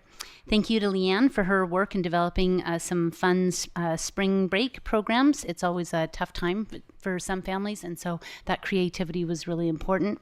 The art committee met and is moving forward with the final community engagement that will likely be held online. I'm looking forward to the minutes being shared when available. The next meeting date is May the 7th, and congratulations to the 2 new businesses that have opened up down in the old Brookfield area, and looking forward to the volunteer brunch in mid-April. And I think there is the fire Easter egg hunt this weekend. Is that right? Or yeah. So That Sunday, Saturday. What day is that? Friday. And thank you very, very much. That's such a well-loved activity, and I know it takes time, so appreciate all of that. That's it. Okay, thank you. Anything to add on the CAO report? Not at this time. Thank you. Moving on to new business staff reports. 16.1 Clearwater Regatta Revival Dutch Lake. There is a report on table. Assuming staff will talk to it a bit. Okay, go ahead, Ms. Call. Thank you, Mayor and Council. So as you can see, I just have a report here for direction and decision just regarding the regatta. A bit of background, as we remember, on November 18th in 2025, Council received a staff report outlining a proposal to revive the Clearwater Regatta, including potential event formats, potential partnerships, timing options, etc. In that meeting as well, $10,000 was approved. However, this report's coming forward right now because we want to discuss a little bit more about what's going on. So since the November report, staff have not proceeded with in-depth planning. We've proceeded with a bit of planning through December and early January. However, this is also due to several factors, including feedback and discussion at the previous council meeting in February, where it was suggested that this year may not be the most appropriate year to reintroduce the event, and also staffing capacity being allocated to the development of a sponsorship and advertising policy, as well as a donations policy, both of which are important to support long-term event planning and financial sustainability. So as a result of this, staff are seeking clear direction from council prior to advancing further work on the regatta. There is a recommendation that council postpone holding the renewed regatta until 2027. However, there are 2 options, as you will see at the bottom of the report. And I'm I can answer any questions. Yeah, questions of staff on this? Seeing none. No. Oh, Councillor Sim. And all of that makes a lot of sense. Staff put together a good proposal for an event revival, but if the timing's not right and requires more planning, that makes sense. I think that there were a number of community members who had been quite keen, and that's why maybe the thought was passed on in passing, and great that it was received and put into a report. So there's lots of reasons why I favor the event. But it doesn't have to be that event. I hope that if we don't go forward with this, that we still take the money and we choose to invest into social connections that are really vital, that foster opportunities for residents to gather, participate, and build relationships. Community events encourage connection. They strengthen social cohesion, reduce isolation, and support mental and emotional well-being across all age groups. One of the reasons I had favored the event in September is the fact that we've got a number of new people coming, whether that be in the education system, healthcare system, and most notably, we have 2 new physicians joining us in late August. So what a wonderful way to introduce them than a community event. But again, if this is too large, then there's others. I look at the success that YCS just had with their trivia night, or the Ski Hill last year with their Fallout Fest in November. And there's other ideas, and maybe the money we could set aside for a third party to pick it up and do something. Perhaps it's a community picnic in conjunction with live music, even just right behind the building here. Maybe it's a mile-long dinner party that's fun, and it's like a potluck. There's lots of different ideas. So even if this is a no, I do hope that we say yes to some sort of economic funding that brings people together for some sort of connection. I think it matters. Thank you. Further comments or questions? There was also a recommendation there to postpone holding a renewed. Can I just go on top of what you had to say? I would like to see more. Just turned it off. Connectedness and do something community-wide. I don't know if we want to do the canoe regatta this year. I think that's a big project. I think they have to work on it, but I really would like to see something happen, like what we did in years past, the harvest fair, something like that. There's lots of things we could do, and so. But my question back to you would be, is that for staff, for a third party to come forward and there just be funding? It was quite clear, some of the comments that were made at the last meeting about timing and where that fit in. What are your thoughts on that?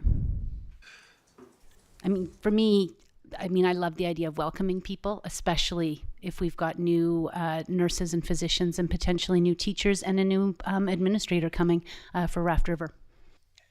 Thank you. Yeah, I have no problem seeing third-party groups do this. I think staff capacity is an issue. Not really supposed to talk about that, but there are an awful lot of maternity leaves happening right now, among other issues. So we do have some transition here. So there is, if there's further comments, there is a recommendation. Somebody wish to move and second the recommendation? This is 16.1, recommendation that Council postpone holding a renewed canoe regatta event and moving it to 2027. Go ahead, Ms. Culp. If it's appropriate for me to just add quickly too, I definitely reflect like what both of you were saying, Councillor Sim and Councillor Frizzle and Mayor and Council, and that is a huge priority of mine as well, is making sure that we can have that community connection. I know we've talked before about having summer socials, and that was also something that I have all these ideas, and once we get this sponsorship policy and donation policy in place, it might allow me to actually go forward with some of these ideas. But I would love to see smaller scale pop-up events that happen throughout the summer if we don't go forward with the regatta. But that's all just in the works right now, nothing set in stone, but that is on my hopes and dreams for this summer. Yeah, and that's good stuff. I mean, especially once we get a donation policy in place where we can go beat the bush for fundraising. And the next one, and Councillor, not the next one, but Councillor Bratton is not here today, but Pitchin needs to come up in the next month. Councillor Sim or Herring, did you have a question or a comment? Yeah, my question was, I had thought that do you know what the last version of the sponsorship policy was? Was that 2022, 2021? Councillor Sim, through the chair, it was a lot closer to 2014 that the actual policy was around. Yeah, I just think that there was maybe something in the works there, and the reason I'm sharing it is because we came up against this. It's not the first time this has come about, so I felt that maybe between transitions of CAOs, there might even be a draft somewhere in dark corners or something. But it has been addressed. If that saves anything. It's funny that you mentioned that, because I have actually tried to have conversations with a past CEO who's currently on holidays that wants to get information on various outstanding projects. So, including this. Okay. Well. Okay. I think it's there. There is a recommendation. Okay, hang on, just a moment. Well, Bill. Go ahead, Council. No, I was just going to say that I'll make the recommendation that council postpone holding a renewed Clearwater Canoe Regatta event to 2027. And if it was to be considered, is to start forming a committee to alleviate those pressures. And maybe that's not, or maybe I just leave it as is. I look to staff direction on that. But again, this was brought up because lots of people want to participate with it, which is another form and function of great social connection when people create something together. Comments from staff on that? Do you wish to comment on that? I mean, Or no? it's in the realm of the next council, basically, to do that. Councillor Herring, did you have further thoughts? I'd be willing to second the original motion. Okay. As proposed, but not because I oppose your addition to it. In fact, I think that should happen in the background, just that I don't think that needs to be a substantive part of the motion. Yeah, I would agree. Yeah, I just tend to talk a lot, so I threw it in there as an opportunity, so thanks. You're both okay with that, and you're seconding that? Yeah. All those in favor? Thank you, that passes. Moving on to committee of the Can whole. I just, one more thing though, is because we still, does this go? Thank you. So the one unanswered question, I That's believe what I there was gonna is the say. budget question. Yeah. Where, as you know, we've been in a tight budget cycle this time. We found savings. One of the rationale from a staff perspective around this event is it's hard when you're in a budget constraint kind of a mode to plan on new events. So I guess the question in front of council is, what do you want to do with the 10K that is allocated towards this project? Where was Leave it? it in the budget as suggested for future allocation, or remove it from the budget and achieve a bit of. Then my question back is going to be, where was it being taken from out of the budget? Is it out of surplus, general taxation? It was surplus, so we just leave it in surplus. So if we were just to leave it in surplus, then it stays there, and if an opportunity comes up, then council makes an amendment to the budget at a future time to fund something if they so desire. Okay. No, Go ahead, Councillor. My question to council is, would they consider doing a $5,000 allocation to be held in the event that a third party came forward within the next 6 months? And again, and then the 5,000 can be put into reserve for next year, so there's some seed money there. Go ahead, Ms. Klassen, but I think it just. We have a really good community enhancement program and policy that we like to follow. If it's a third party that would like to host an event like that, we have additional funds there that would like to, if council would like to support that. Yeah, but what would there, what, and can that be made available all throughout the year regardless of the intakes that we've set? If the policy that council approved has exceptions to the rules, so if it wasn't foreseen in the future? Yes. At the time? If it wasn't part of the natural cycle, if somebody wanted to bring something new forward, say it was something like the half marathon that was coming and asking for another $5,000 or $10,000, we couldn't do that. But a completely new third-party event, in my understanding, if somebody came forward with that pitch, we could consider it underneath that community enhancement fund. But yes, it would need to be something completely new.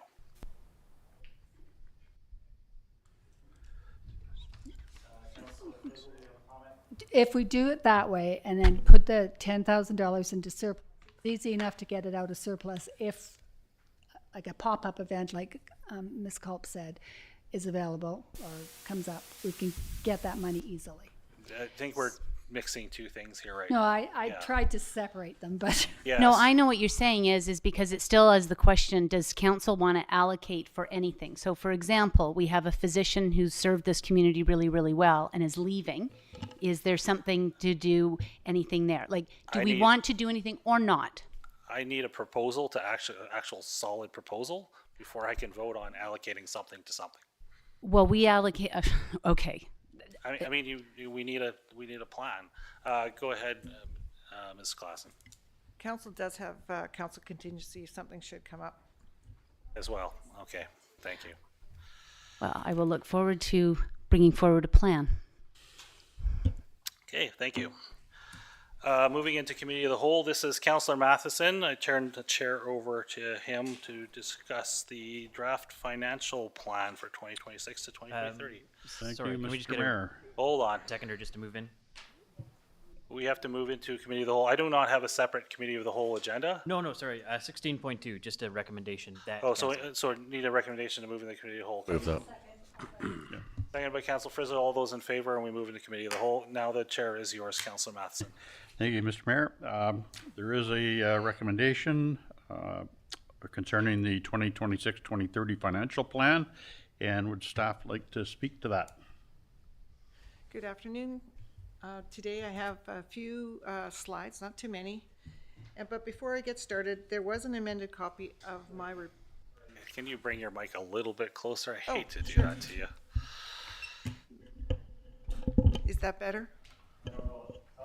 Is Councillor Matheson, that's better. Shinny up to it. There was an amended copy of my report put on the table today. And the reason for the amendment is that I've used the wrong number. So for the tax calculation, I have the correction in the report and I have the correction in table B. And we'll go through it today so that we understand what we were going to do in the future here. So the draft, my report is on page 63 of the agenda if council wishes to follow that.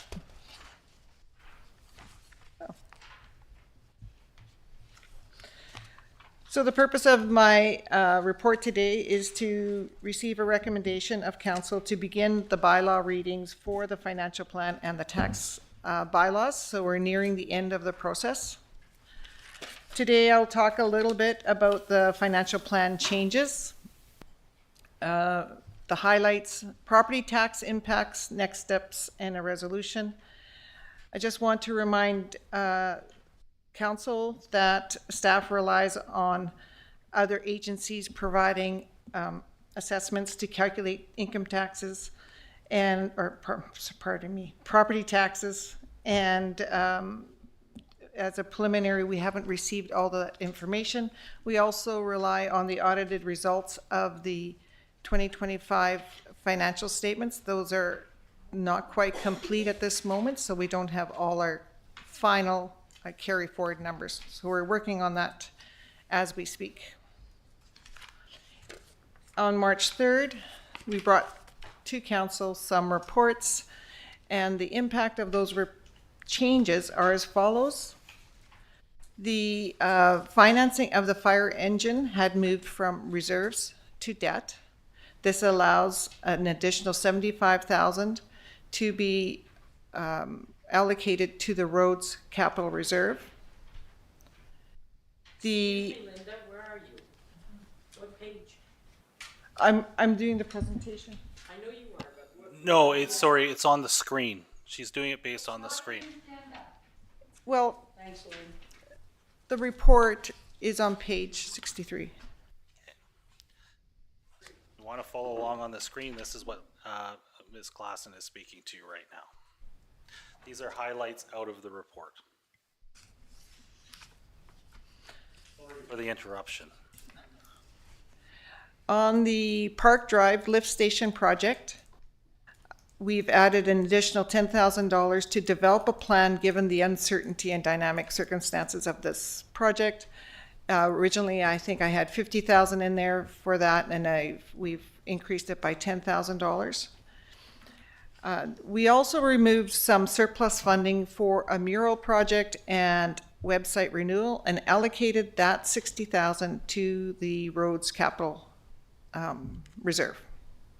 That is our project side of the changes. And then in the operational changes, we had found about $130,000 in savings. And that has been allocated to the financial stability reserve. As well, if you look on your project reports are on pages 67 through to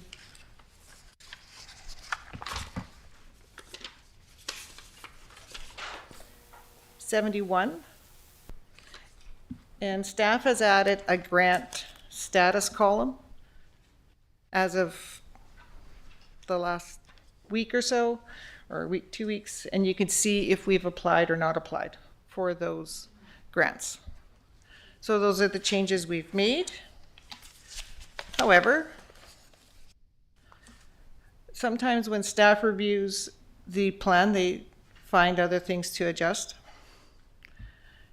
And what you have in front of you, the green, we found a few things that we needed to adjust. And one of the major ones is interest.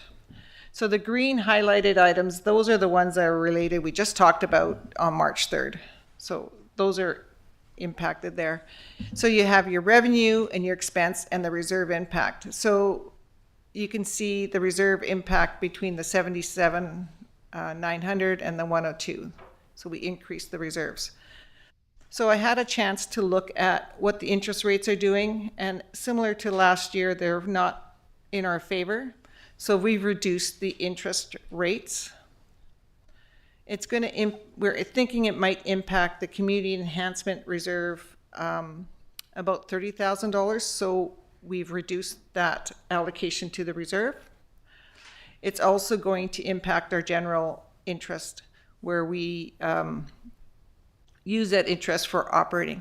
However, the other thing that we had to look at is to make sure our labor allocation is correct, and we've moved some labor allocation to the utility funds. And as a result of doing that, you see that I had to reduce the reserve by about $59,000 by moving it down there. The other item that we had a look at is we had our actual insurance, property and liability insurance come in, so we've adjusted it up by about $12,000. So the impact is we've increased our reserves, but only by about $90,000.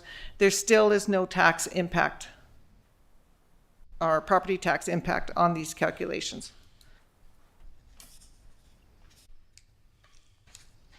Just in summary, from March 3rd, we allocate $130,000 to the financial stability reserve and $135,000 to the capital roads reserve, but we reduced the fire reserve by about $75,000 because we reallocated those funds.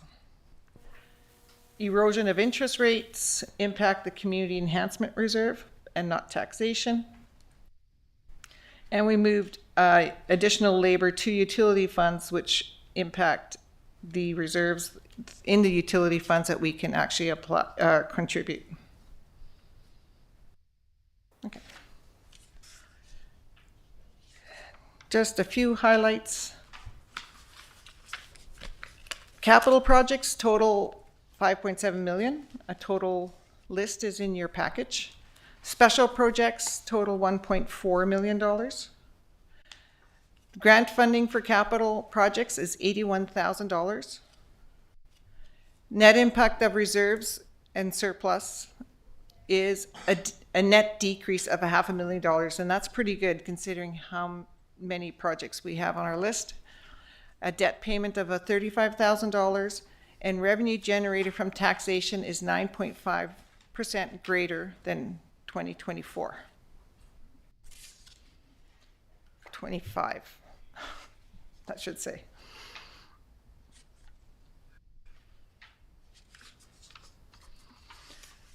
Capital projects.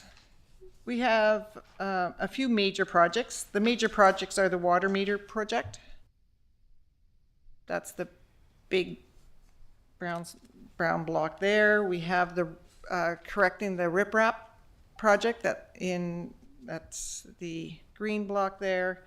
And we have the helipad project, and that is in corporate services, and that's this blue block there.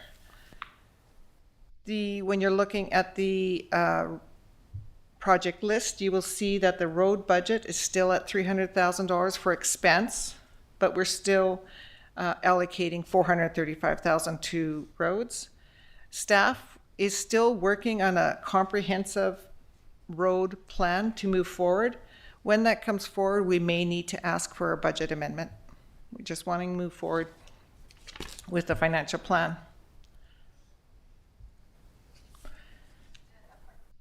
So the capital funding is mostly coming from grant, 17% from reserves, a little bit from surplus, and a little bit from donations, 1% at each side there. From our draft operating plan, our draft operating plan includes all our special projects. So the $1.4 million in special projects, and then includes $1.4 or $5 million in transfer to reserves. If we were to take just what it takes to keep the lights on, so no transfers to reserves and no special projects, our bare bones operating costs are about $5.9 million, so almost $6 million. And it's only about $100,000 or $200,000 more than last year. Of that, operating costs are about $3.5 million. Labor, salary, and benefits is 2.6, and debt payments is $28,000. So we have property taxes in this. So this is all the revenue coming into our plan. So $4.1 million in taxes, which includes parcel taxes. We have sales of services of $1.8 million. That includes all our revenue that we receive from recreation, utilities, and things like that, septage receiving. We have grants of $1.8 million. These are government grants, transfers, and special grants for the projects. We have a little bit of money coming in, $655,000 from reserves, and interest rates. Interest is about $363,000. Oops. And then on this side is your expenses. All your expenses are flowing out through general government, protective services, transportation, economic development and development, recreation, utilities, and a $1.5 million transfer to reserves.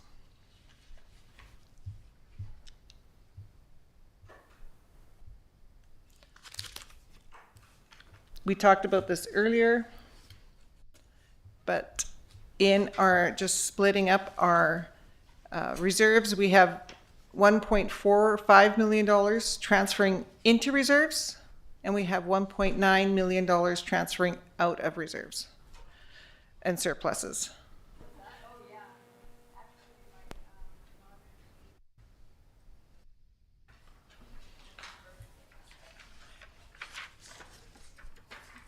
And we have a lot of reserve accounts, and I recognize that you may not be able to see this in detail. However, the blue bars are the increases in reserves, and the orange bars are the net decreases in reserves. And I'm just going to talk about a few of them, just so that we can go through them. The financial stability reserve is an increase of the $130,000 we talked about earlier, but we're taking some out, about $11,000 for elections. This big bar, this is our largest bar going down. Oopsies. Sorry, excuse me. That is $507,000 going down, and that's our community enhancement reserve, and that's related to the community enhancement grants that council has approved, as well as some of our projects for the fire mitigation and in the initial attack. The other item that's just a little smaller here is the Growing Community Fund that we have. It's a $110,000 reduction. And right here, this is little bar, blue bar going up for a change is the roads capital reserve going up about 135 net impact of the 435 we're putting in and the 300,000 we're bringing out. The whole gas tax reserve is going in at this point. We haven't funded any projects from that. If we have some options there in the future. The climate action climate action reserve is going down by $124,000, and the large bar going down here is our unrestricted surplus. It has various projects that we are funding that from. Interrupt with the question on that. Yes. So the $507,000 for the community enhancement, and is that for the 2026? So Yes. if I remember, so it's 250,000 that's going towards the Yellowhead Community Services grant. And then what is the other 257,000? It was YCS grant plus all the other grants that council approved. That was about what, 69,000 you said? I don't know off the top of my head. Plus all the other projects that are listed here on the list. We can go through them if you like. No, I'm just getting a. So just Okay, I can do it myself. That's fine. Thanks. okay. Well, it's just like some of the bigger hitters is part of the Medevac helipad. Well, yeah, and that's the- 267,000. Yeah. So that's why I was just getting, because if we've got the 69,000 for the small ones, but I thought that came out of the interest based on the main amount. Some of the, yes, but it still draws on the whole reserve. The ballpark upgrade. I'm just getting more than 507,000. That's all I'm trying to work out. That's why. Well, we would put some money in as well. So that's the net. Yeah. Okay, that's what I'm trying to align. Thank you. Yeah.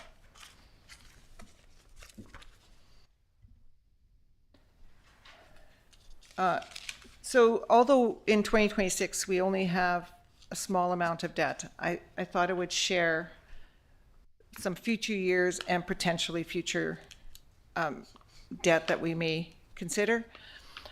First of all, I just want to share this with you, and it's embedded in the plan in future years. The fire truck is 7525.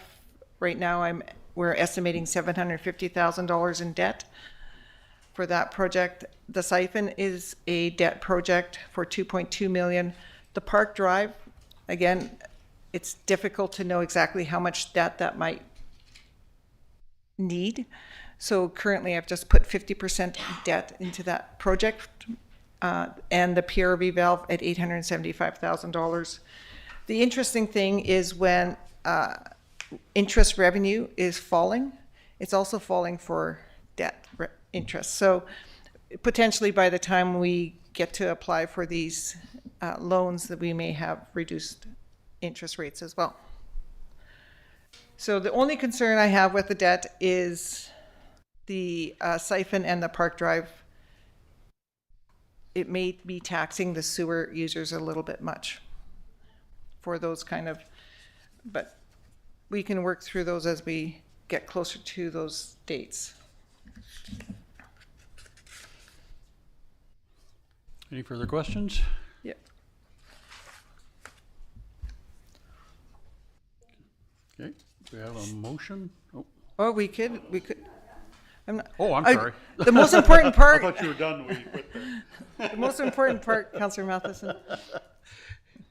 So for tax rates, just a reminder that when we collect taxes for the district as well as for BC assessment, police, TNRD, school tax, and a regional hospital.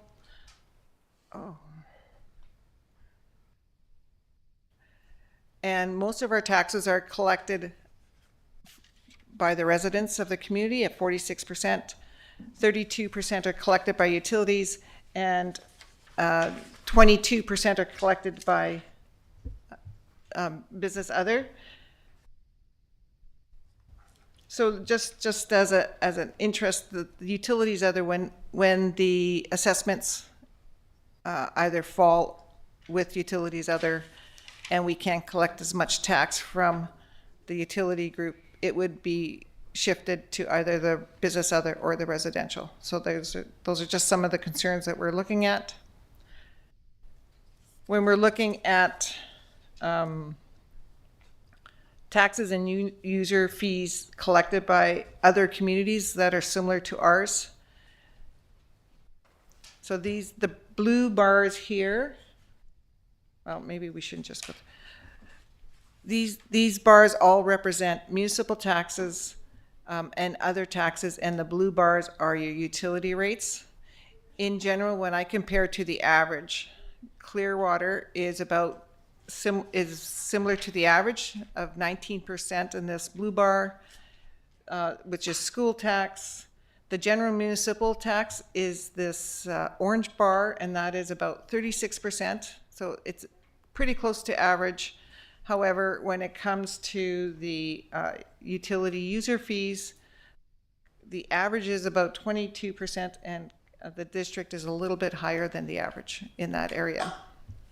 And we've seen these slides before, is that we're hitting right about average of all the smaller communities and quite a bit below average of the BC communities. So what this is these are the housing prices of these smaller communities that we're tracking. The trend line is the average municipal tax, and that's what this line is. So we're about the average. But as it compares to the BC average, which is this yellow line, here, we're way lower than BC average. Talking about property assessments are not directly related to municipal taxes, but they have an impact. The BC assessment goes through several cycles. They've completed their first cycle, and just recently we received a revised roll. And we're not seeing a lot of growth in the District of Clearwater. Back when I first started in 22, we were seeing 1% equal about $30,000. Now we're seeing 1% equal about $40,000.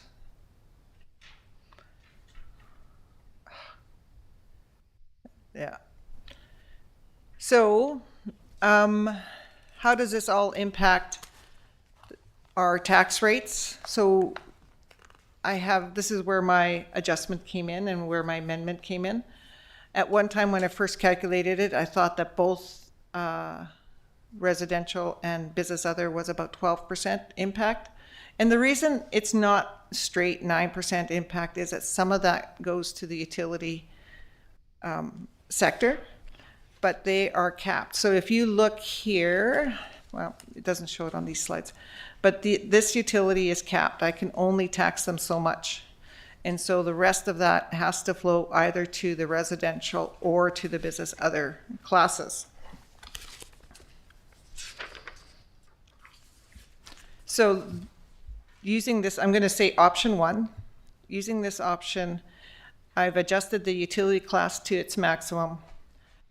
I've kept all the ratios and the burdens exactly the same for all the classes.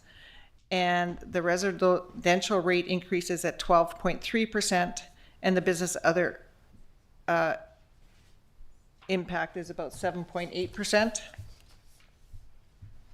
And what that translates to is residential would pay an annual fee of about $1,576, and business other would pay about $6,512. Going to another option. What we've done here is I've just adjusted these ratios a little bit higher so that the residential rate increase is 10.9 and the business other rate increase is about 10.9. So consistently the same percentage between the two rates. And what does that look like for, what does it look like in a graph? Here we're looking at, the first option was 12%. This is the orange is the first option and the gray is the second option. So it's 12 and 8 or 11 between the two. The monthly tax change is $14 or $40 and or $13 and $55. And the annual property tax change for our budget is $174 or $475 or $153 and $657.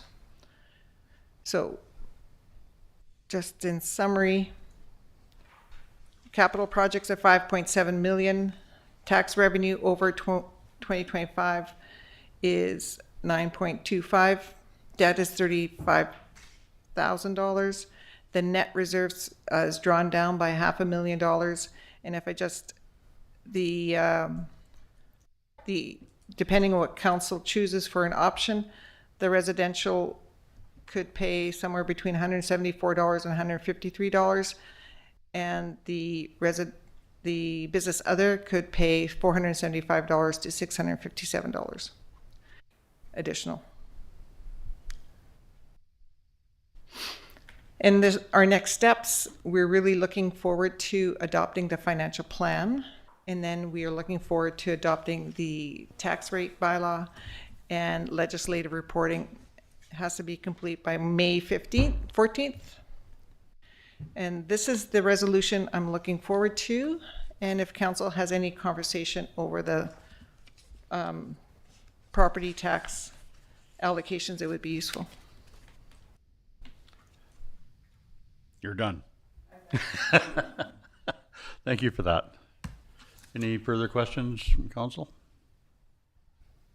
Councillor Tim? I had a community member, and I think the mayor's received the same question, and they had wondered if maybe sometimes we weren't successful in some of those big, major, important grants, and was it because of some of the reserve amounts that we were holding? Is that tooth fairy talk, or has that been grounded in anything? Have we? Because some of those projects would be really, really helpful for development. We've received some really large grants. We have, but I'm looking like the siphon and some of those ones that would spur on things. We haven't seen that same great success. Yeah, so that I believe the last time that the siphon we applied for a grant was 22 or 23. I think it was in 2022. And I seem to just remember that it wasn't necessarily because of our reserve levels, because our reserve levels weren't at that level. It was to do with our perhaps not preparation or pre-engineering, like maybe it's not on the shelf, not ready. Oh, Mr. Johnson? Thank you, Mr. Acting, or Mr. Chair. The council will recall we applied for a CHIF grant, which was a housing grant, and that was what we were, if we had been successful, it was going to be earmarked towards the lift station on Park Drive, which we know we'll need for future development purposes. That was a bit of a different case, because in that case, all the money that was slated for BC under that program, my understanding was allocated to Vancouver. So there was a whole bunch of towns who subscribed for that, where we did not get funding for that. Having said that, I have heard that rumble a few times that the province looks at reserve levels, and I would like to add that we have a pretty healthy reserve level, and I think we're in good shape there. But I also believe with the level of projects we have in front of us that are unfunded, or if funded strictly through debenture, will create some taxation impacts perhaps for, we've talked about sewer services already, where some of those projects would need some big funding. So I think there will be opportunity to spend some of those reserves on projects in the next few years, and we'll be in a strong position to do that. So I don't think we need to worry about at this point in time that, let's draw down those reserves. I think those opportunities will present themselves as certain projects come up for funding. So supplemental, if I may, it sounds like you've almost, now, do you feel that there would be value in having almost like some sort of a draft plan attached to things, like how those reserves might be spent or attached to for future projects? Because there's no sense in saying it would all go in this budget because we don't have the capacity to implement them. So is there any value to having some sort of documentation if we were questioned on it? Certainly there is. And what we have right now is we have it in the 5-year capital plan where we've identified a number of projects that we think will need to go to debenture. As we get closer to doing those projects, we need to, I guess, fine tune what that funding source will be. And that funding source will be a combination, I'm assuming, of going out to debenture, hopefully being successful with future grant applications, and then some funding from own reserves. So I do believe we do need a plan coming forward.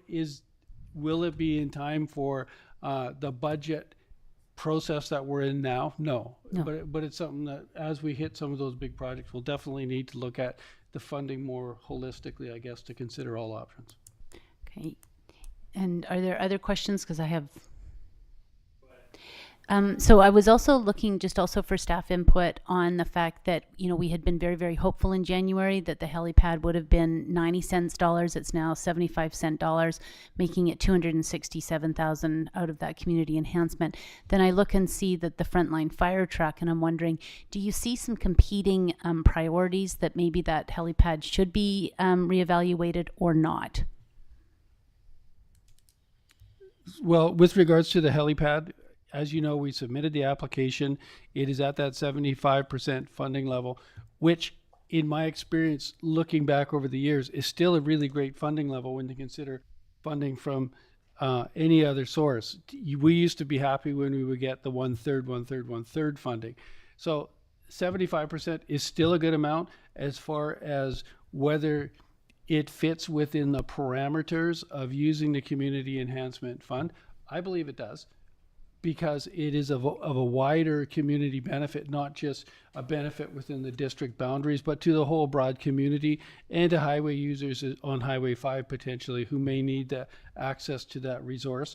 The question about, is that still a project council wants to fund? Well, we said once we hear back from the granting agency, the BCAP folks, we'll bring that question back to council, because we know the project changed from when it was first put in at that higher level of funding to when it came back. So council needs to weigh in on that, but it's a bit premature to have a deeper discussion on it when we don't know if we'll be successful in the grant yet. And I appreciate that. And I also think it's really great to have staff reflections and some of the history about, you know, the third. And so 75 cent dollars are still very, very good. And I also just think it plants the seeds about how we need to be planning forward.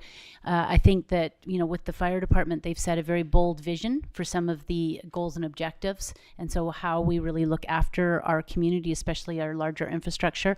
I'm personally concerned about, you know, something you raised in an email, which is a reserve or a reservoir.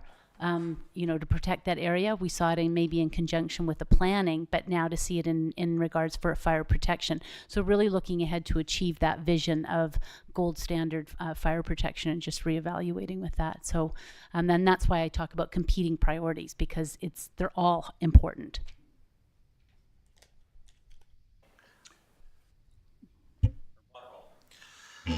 Yeah, thank you for all the work on this, for starters. This has been a long process with a lot of tweaks and changes in it. I had one question on the climate action reserve. What's the drawdown on that, for starters? Is that related to our Fire Smart team? I think it's initial attack. Is that right? Yeah, initial attack, a little bit of a salary and... Sorry, Mayor Buckle through the chair. I believe that's almost entirely the fire mitigation group, not the IA. Fire mitigation. And that's for their fuel smarting and their sort of those measures. Okay, thank you. And while we've got Chief Smith in the room, do we have an update on potential hiring for those positions that were vacant with the initial attack / Fire Smart? Are we getting any resumes, or do we need to pump that out there in the world? Pumping it out on the world would probably be great. I'm not sure if we've got any resumes. I haven't talked with our HR rep yet. Okay. Plan to do that tomorrow. So, thank you. But yeah, anybody know of anyone looking? We're looking for 2 positions for this year. So. Okay, thank you. Thank you. And then, yes, on the issue of reserves and grant, whether it affects our ability to achieve grants or not. I have asked that around. I'm hoping to actually have a conversation with somebody within the finance ministry. It was very interesting to discover that the BC government does track all of this and post it publicly. So it's not just available to the government staff. Our reserve amounts are actually posted so that any granting organization can view them. And quite a lot of, well, it's not a lot of detail, but it does break it down by grant. Some of them are because they're not, we have some unusual categories with our grant. Some of those are lumped together as other, grants, I keep saying grant, reserve are lumped together, but this is all publicly available, posted on Ministry of Finance website, along with an awful lot of other data about our community that is publicly available as well to anybody who wants to find it.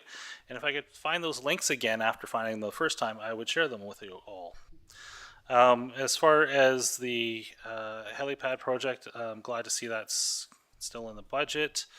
Yes, that will have to be a discussion with council, but I think it also has to be a discussion with the community. My understanding it's been asked for a lot of years by a lot of people. So even with the change, which I think was an assumption that we would get the higher rate, but we ended up with the 75, I still think there's going to be, if we put it out there publicly, a lot of support for it.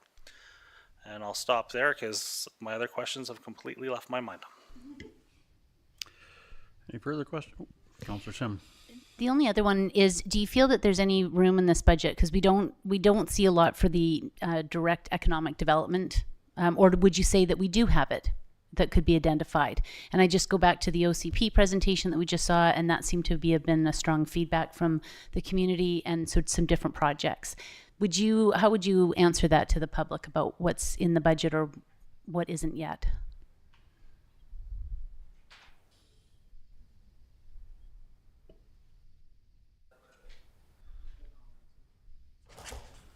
I know that we've had a special project for economic development, and that's been delayed by 1 year because of a maternity leave. But I do find that we do a lot of economic development probably as a result of other activities that we do, not specifically for economic development, such as hosting many tournaments or for out of town people that use our community, hotels, restaurants, Yep, that's etc., very and things true. like that. Is there anything else you could add? Thank you. I'll just chip in a little bit. Director of Finance is exactly correct. That wayfinding one grant that we put in, we haven't heard back on that one yet, but if we do, once we do hear back, there's a 3-year window on that, so we will pick that activity up. Definitely the hosting tournaments, and we'll be bringing back a report to council very quickly now that hockey season's over, of what the impact of that is, of not just hockey, but the whole ice season. Bring that impact back to council for discussion. As council is aware, we also approved the increase to the hotel tax, the collection from 2% to 3%, which it starts in October. So it's not that much of an impact for this year, but at least we did the work to get it rolling. So that will have a significant impact on some of that economic development focused on the actual tourists coming in and the placemaking type stuff. So not specifically any large projects. And if there are projects where council thinks, hey, this looks like a really great project, we're not saying we can't do that. We have reduced manning that we've talked about quite a few times in this chamber, and our economic development person is one of those people who is away on maternity leave. Although I think she's at this meeting, this is probably one of her last meetings. But some of that will be put on hold. But having said that, if there's projects where you think this is a great project. How are we going to do it? Then let's talk about it. We could do that, you know, potentially with the use of consultants, or if it's that great a project, find some way to resource it, right? So we're not saying no, we're just saying some of those regular activities probably have to take a step down for this year or go on a bit of a lower priority. Thank you. And I think those are all great answers and all very true. And I think, so one of those avenues that I'm looking for is there's a really active group of people that are quite interested in our trails, our existing ones. And they've made suggestions like small things of, could we name our trails? And by naming the trails, it actually connects the different town centers, and just small things by like having kilometer markings on it. So are there small mechanisms that could be implemented that, you know, could add to that vitality without being large ticket items? Do we have that capacity for this year, do you think? I would suggest that depends on how small that is. Sometimes small projects have quite a bit of planning work involved in them. If it's a reasonable project that we could pick it up with staff, possibly, but if there's someone else we could engage to work on that, and if council makes the funding available, yeah, we can certainly look at those projects. It's just time and money, right? Listen, married a long time. That is the way we roll. Councillor Herring. I want to make the motion, but in doing so, I want to acknowledge as well that this process is a process that takes month and month, tons of input from our staff, and huge amounts of information goes in before we reach this point in the decision. So a lot of these discussions, from the public perspective, if you're just tuning in for this meeting, it can feel like, how do we get here? And I want to acknowledge that that's why these questions come up from council. Getting here is a long deliberation with many factors. I'm super proud of the work that staff have done to bring us a lean budget. But on the flip side of that, I want to acknowledge that as members of the public here and listening at home, when they see a 9.25% tax increase in a year, that it's a tough time out there. We're all strapped for cash. So I acknowledge that it's tough. And as Linda pointed out, we have average taxes for a community our size, which is great. But there's a reason that the average for communities our size is significantly below the provincial average.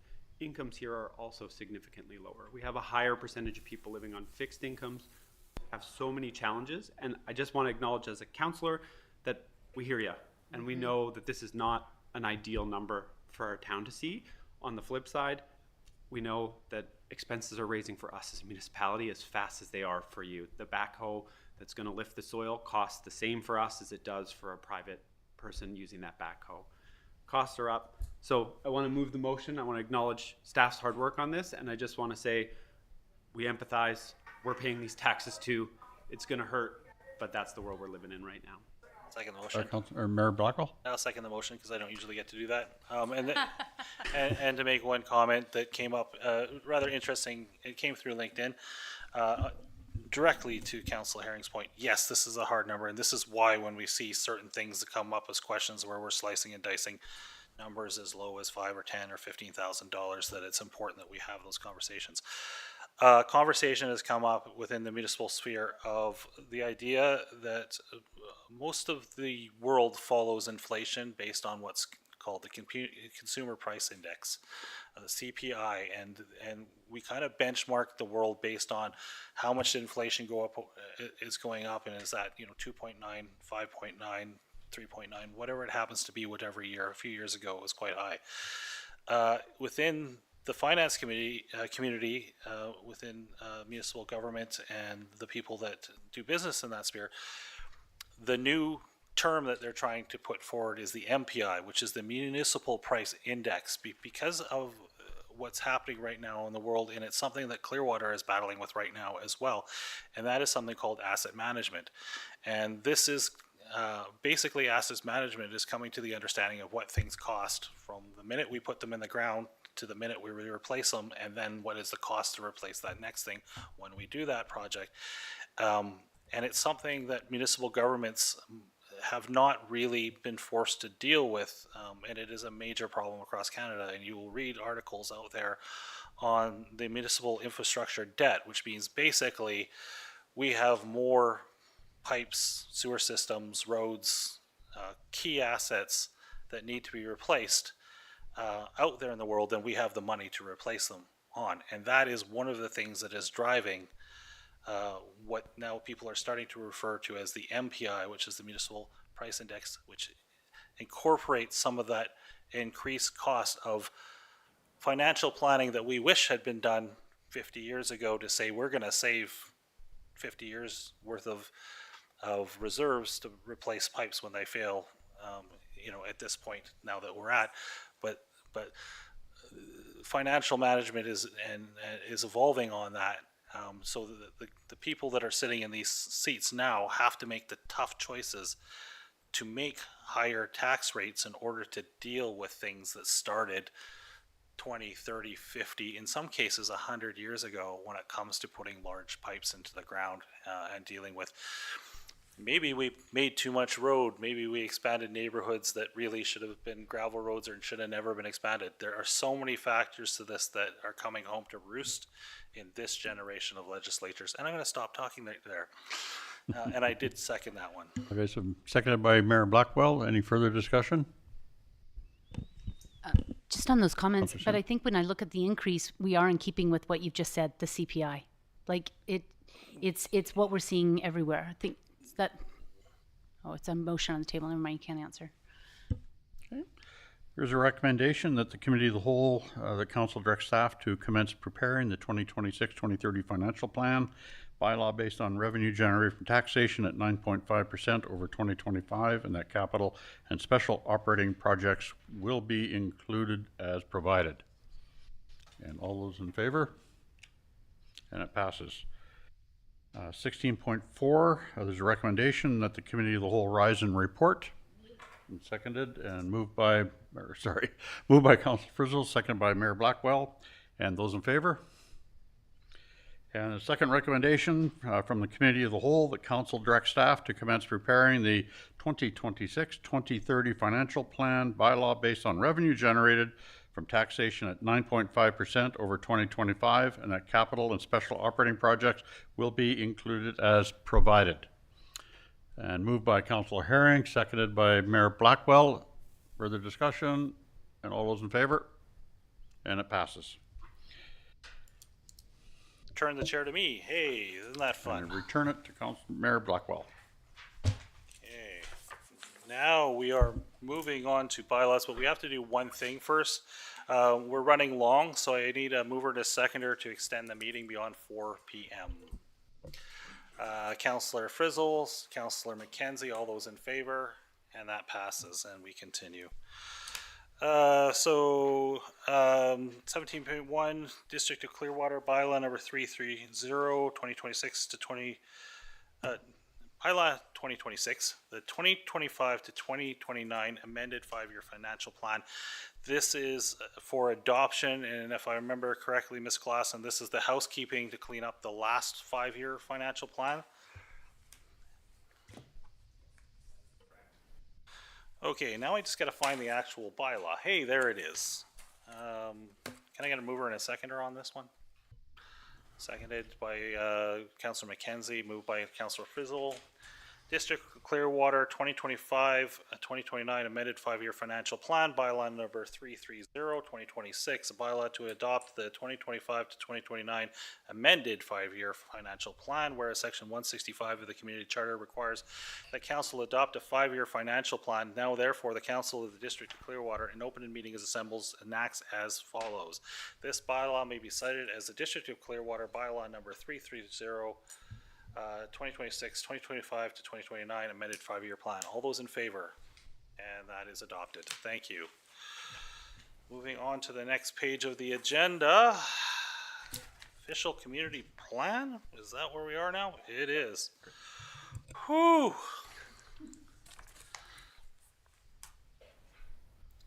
So there are a set of recommendations here, multiple staff reports. And are we having somebody speak to this today? Because, you know, you stuck around for a long time, so you might as well come on up.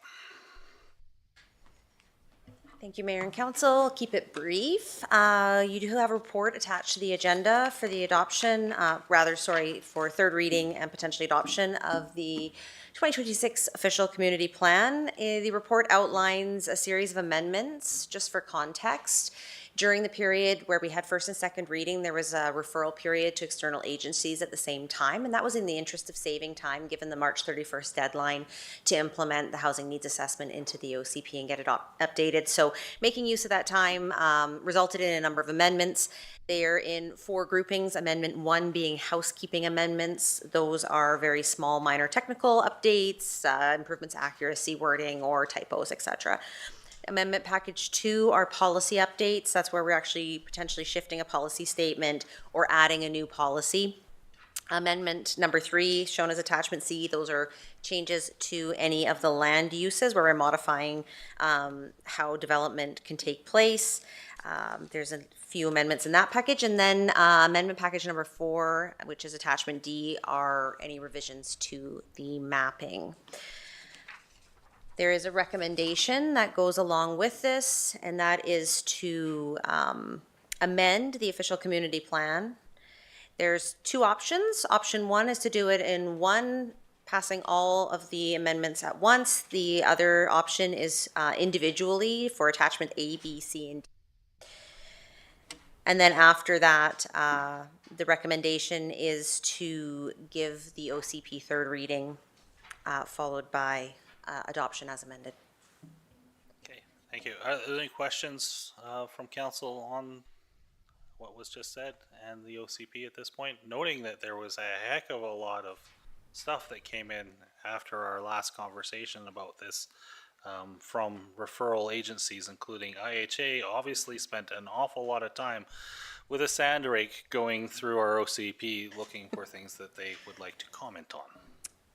They did. They have an entire department. Just for context, Interior Health Authority has a healthy built environment department where they have dedicated planners who go through these OCPs, not just for your community, but for all communities with a fine-tooth comb, and they do present a large number of comments. We did take the time and we went through those with staff. So the comments that you're seeing before you are ones that we felt would benefit the official community plan. So the ones that are in here for so everything that's here is a referral comment, not on this report. Were all of these changes made to our OCP, or only some of the comments from these referring agencies, like in the IHA, were some of them just not added to the amendments? Sorry, I'm putting that. Is the question whether or not we included all of the referral comments? That's probably what I needed to say in the first place. Not all referral comments made their way into the official community plan. So we did do a vetting process with staff. We reviewed it. We took it in context with the comments. Of course, when anyone's reading a document through, IH might have a comment and they may not know the background behind some of the reasons why. So not every comment went in there. The ones that were, if you look in your attachments, there is a reason category, and so in there we've delineated which ones went in as a result of a referral agency, what was staff direction, what was consultant direction, and where this feedback came from. Yes. That makes sense. Thank you. You're welcome. I read it all, but after page 300 and something, my brain goes a little sideways. Other questions from council? Councillor Sim, I think Councillor Herring probably has some. You go ahead. Thanks, and I really loved the charts. It was so easy to read and great input, and certainly how it's all been woven in. There was just a couple of things that I didn't necessarily land well. One was the 2.61, which is on page 95 of the agenda, and it was the referral from IH was to advance women's economic security by supporting initiatives that improve access to employment, training, and entrepreneurship opportunities by promoting actions that help close the gender wage gap across sector. I just wondered if we needed to have women's economic security in there and just leave it at advanced economic security, keep the gender wage gap. The reason being is when I look at the academic standings in some of those education, there's a lot of need for training in this community. And so just by saying one sector, when I'm not sure it's necessary, because I think everybody needs that additional training. Through the mayor to Councillor Sim, thank you, that's a fair comment. The IH comment that came in was Yes. very specific to progressing women's economic profiles in the community. And it was based on the, if you look on, well, it's not gonna be the same page, but if you're in the economic section of the OCP, there's a pretty significant wage gap between the genders. And so that's where the comment came from. And yes, it was directed to women's, but could it come out? Yeah, that's fair comment. I as well. certainly keep the narrowing the gender gap, 100%, but I think everybody's economic mobility can be supported. And then the same goes for the comment that they made about the daycare. Daycare is just as important to men as well. So it's to families. So I just felt that it was, I appreciate where the sentiment's coming from, but there's a lot of different family makeups in this community, and I want to be seen as supportive of all of those families, and daycare is essential in all. So that was my thoughts there. Councillor Herring? So points on the land use attachment C, there's 2 recommendations from IHA there, the last 2. For town center and neighborhood center, adding a new policy that all development within the town center must be serviced by both municipal water and sewer systems. My understanding is a lot of that is covered in our zoning regulation, and that would be the appropriate guiding document there. For me, adding it as another requirement of the OCP seems a bit redundant, but also I don't really want it to be a foregone conclusion. I think that is a conversation we should entertain at other levels.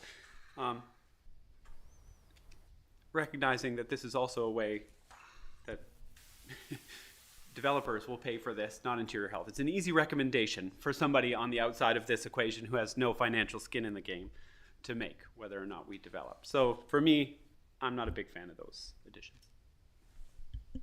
Further questions or comments? Yep. First off, thank you for the work on this. This has been an awful long process. Your team has had a lot of patience on this one. I think we are well and truly into a complete rewrite from a quick look at this. I really do like, minus the odd little detail, and fully realizing that an official community plan is a living document, which means it can be and will be amended as needed. The work on this is fantastic. I think this is, versus the last document that we have, this is something where 85% of this can last for 10 years. So thank you. Go ahead, Councillor Sim, did you have more comments? Or? Yeah, and I mean, I think as we've said that the OCP can be a living document, so maybe these can be changed. But even for the policies related to tourism, we talked about this last time. Do we need it to say the gateway to Wellsgrave Park as opposed to just including Wellsgrave Park? So just as an economic driver, not to be the second sister for that. It stayed the same, so maybe there was staff input on that it didn't really matter, or maybe it's part of that living, breathing thing. The other questions that I had was how much do we have to follow this? So on page 44, there's a reference to the dog park, and which would be the new parcel of land that the district has bought, and its connectivity to the trail system. So is that still an aspirational, or do we have to actually do it? Or how can people read the OCP when we see things that aren't yet there? Okay, through the mayor to Councillor Sim, sorry, just for your reference on the page 44, are you talking about page 44 of the document or a council attached reference point, just so I can check to make sure I'm looking at the same thing as you are. And then we can talk about whether it's an objective or a policy. And sorry, just to touch on Councillor Herring's comment about the land use, sorry, just to circle back to that briefly, the servicing is broken down by land use in almost all of them, particularly in the urban and suburban. So the IH comment was, I think, more for a consistency piece. And that's where that popped in. So just for that context. Yeah, so.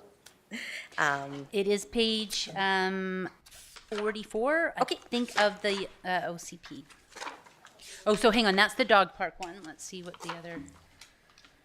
And then the tourism comment was page 53. Yep.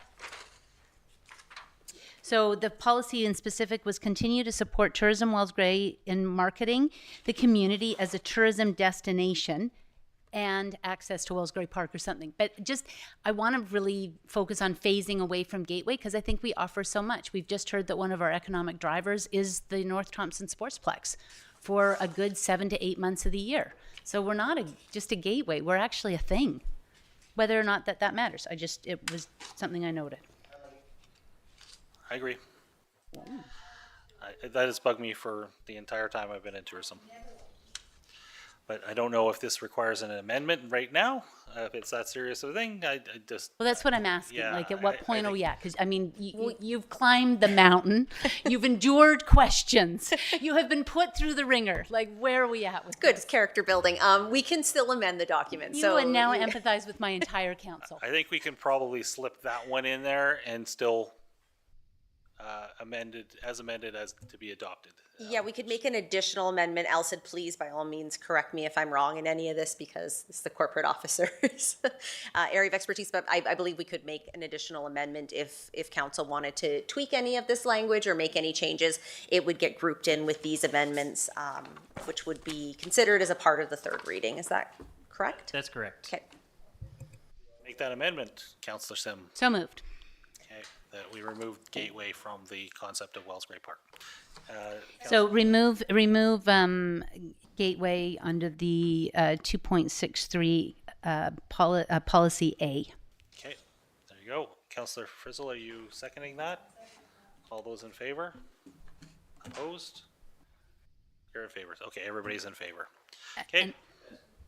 Too fast, oh. And if I may just have another question on trails, is I was wondering in the document is how can the OCP wording be worded to ensure that developments have trail access that will be maintained to a DOC level? Does that make sense, or is that too much of a question for this one? So, for example, we have our trails, right? But what we also have in there is that for developments that they need to create a trail system or a network or something. But if we do it and the subdivision, owner, they say, yeah, we'll put in a trail and it'll link to yours, but they don't maintain it. Like, is that, how do we address that so we've got continuity in our community development? We've talked a lot about that connectivity for downtowns, but do we specify it in the OCP or is that another policy otherwise? Do you want to take that, Mr. Johnson? My understanding is we make any sort of agreements, we sign we set terms of those every time those come Yeah, out. and there's quite a few different situations. In some cases, there would be a trail taken, and we've actually taken it as a fee simple trail, which it becomes our land, and then it's our responsibility to maintain it. In other cases, there would be agreements moving forward as through that subdivision process, right? So I think your point is good, that there's connectivity is difficult without regular maintenance on trails, right? So as far as the specifics on how to action that, we probably need to do a bit more work on that. But the point is good to include in an OCP that if there's connected trails, you want maintained connected trails without categorically stating that the district will maintain those trails. Standards. So basically, this is going to come by case agreement if it's a trail crossing private land that the district does not take ownership of. Okay, or and we don't have right away and the higher levels of government, we have some influence on that for provincial parks and forest rec and that sort of thing. Anyway, so where the heck are we? We can move a recommendation potentially. Well, we could ask one more question. Sorry, if you have one more question, go ahead. I just had one more. I'm going to just follow up on what Councillor Herring said, is I don't know how to get around the fact that the OCP is asking new development in that urban residential to connect to services that don't yet exist. And we're trying hard, but how do we get around that without sort of maintaining our chicken and egg status? Go ahead, Mr. Johnson. What's the suggestion? One of the issues that we have, though, is when you create high density zones with lot sizes of a specific size, that is based on the principle that you have servicing to that, right? You can't have a high density zone and then say, oh, by the way, it's okay to connect this to your own private septic system, because the way septic systems work, you have to have enough land available for the next generation of septic system for the drain field. So that doesn't work in conjunction with high density zones. In other zones, it works if the lot sizes are larger. But that is one of the concerns around servicing, is that for some of the stuff, servicing is required to achieve the goals of high density. So to that point, if under the current statement there of, say, high density requires water and sewer, if the landowner wishes to do something that does not include that, they have to ask for a zoning amendment to increase it to a larger, say, country residential, which would also trigger an OCP amendment, I would assume. Within a higher density zone, is strata not a viable option to provide services to a high density development? Strata in the sense of, you're talking a communal Communal septic or communal water systems. Let's say we had a high density development that wanted to provide its own water system that wasn't municipal, or its own septic system that wasn't municipal. Would this prevent that from happening? I think it would depend on the individual circumstances. If it's a reasonable distance to district servicing, we want to encourage district servicing, because as soon as there's communal systems, communal water systems are famous for failure, and then they're looking for someone to take them over in the future, right? Which is the point. You don't want to take over a water system once it failed. So the concerns with it doesn't mean there's no possibility of that, but then the requirement to be built to municipal standard, a bunch of requirements around it. So it's not a really easy thing to say, well, we're just going to put in a private large system. Okay, that makes sense. Follow up, Councillor Herring? Or just a general comment at this point, sort of in the spirit of putting my reasoning for my vote out there, which I've been trying to do.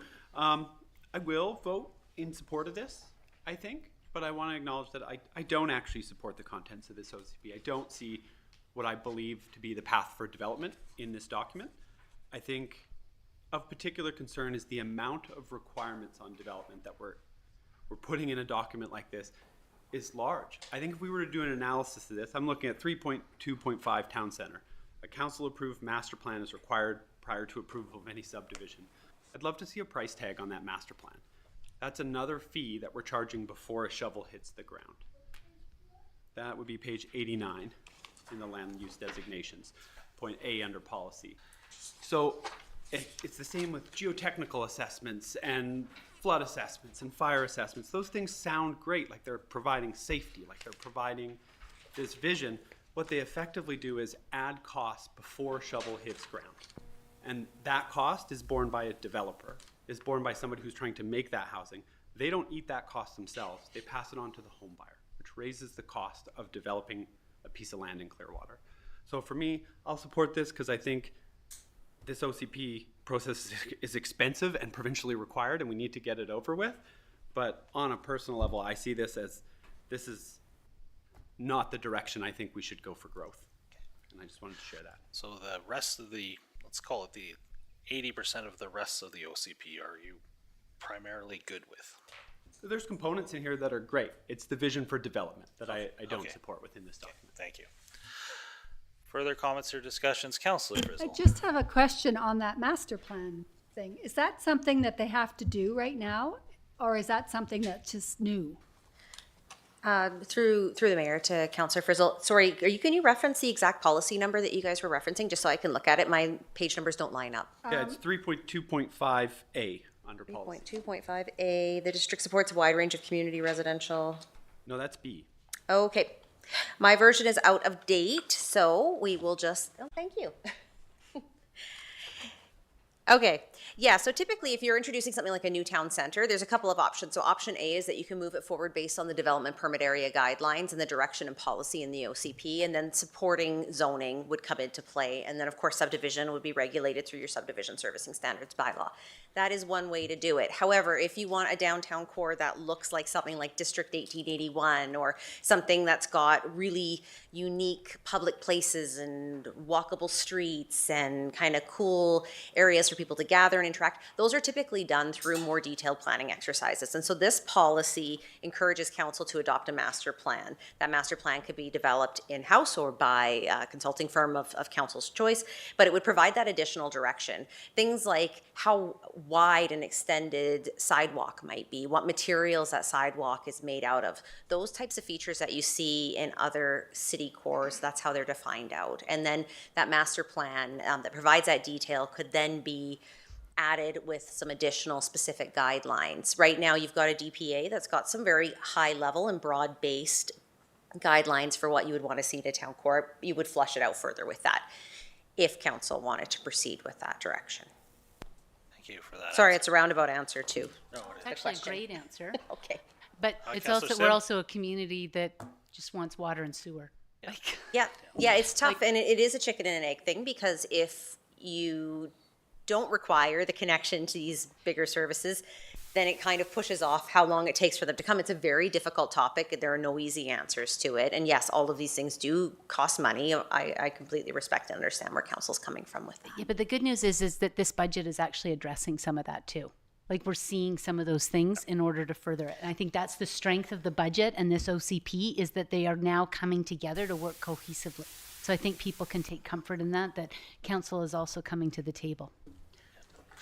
Mr. Prime, you have a comment or question? Yes, thank you. And I just wanted to make sure for the record here that it just goes in that there would be an update under Amendment 4 maps on the trails map for one of the comments we received regarding Trail 5B. And that's just to set the alignment back to the October 3rd, 2023 council resolution Which on its is- alignment. yeah. It was just a GIS error.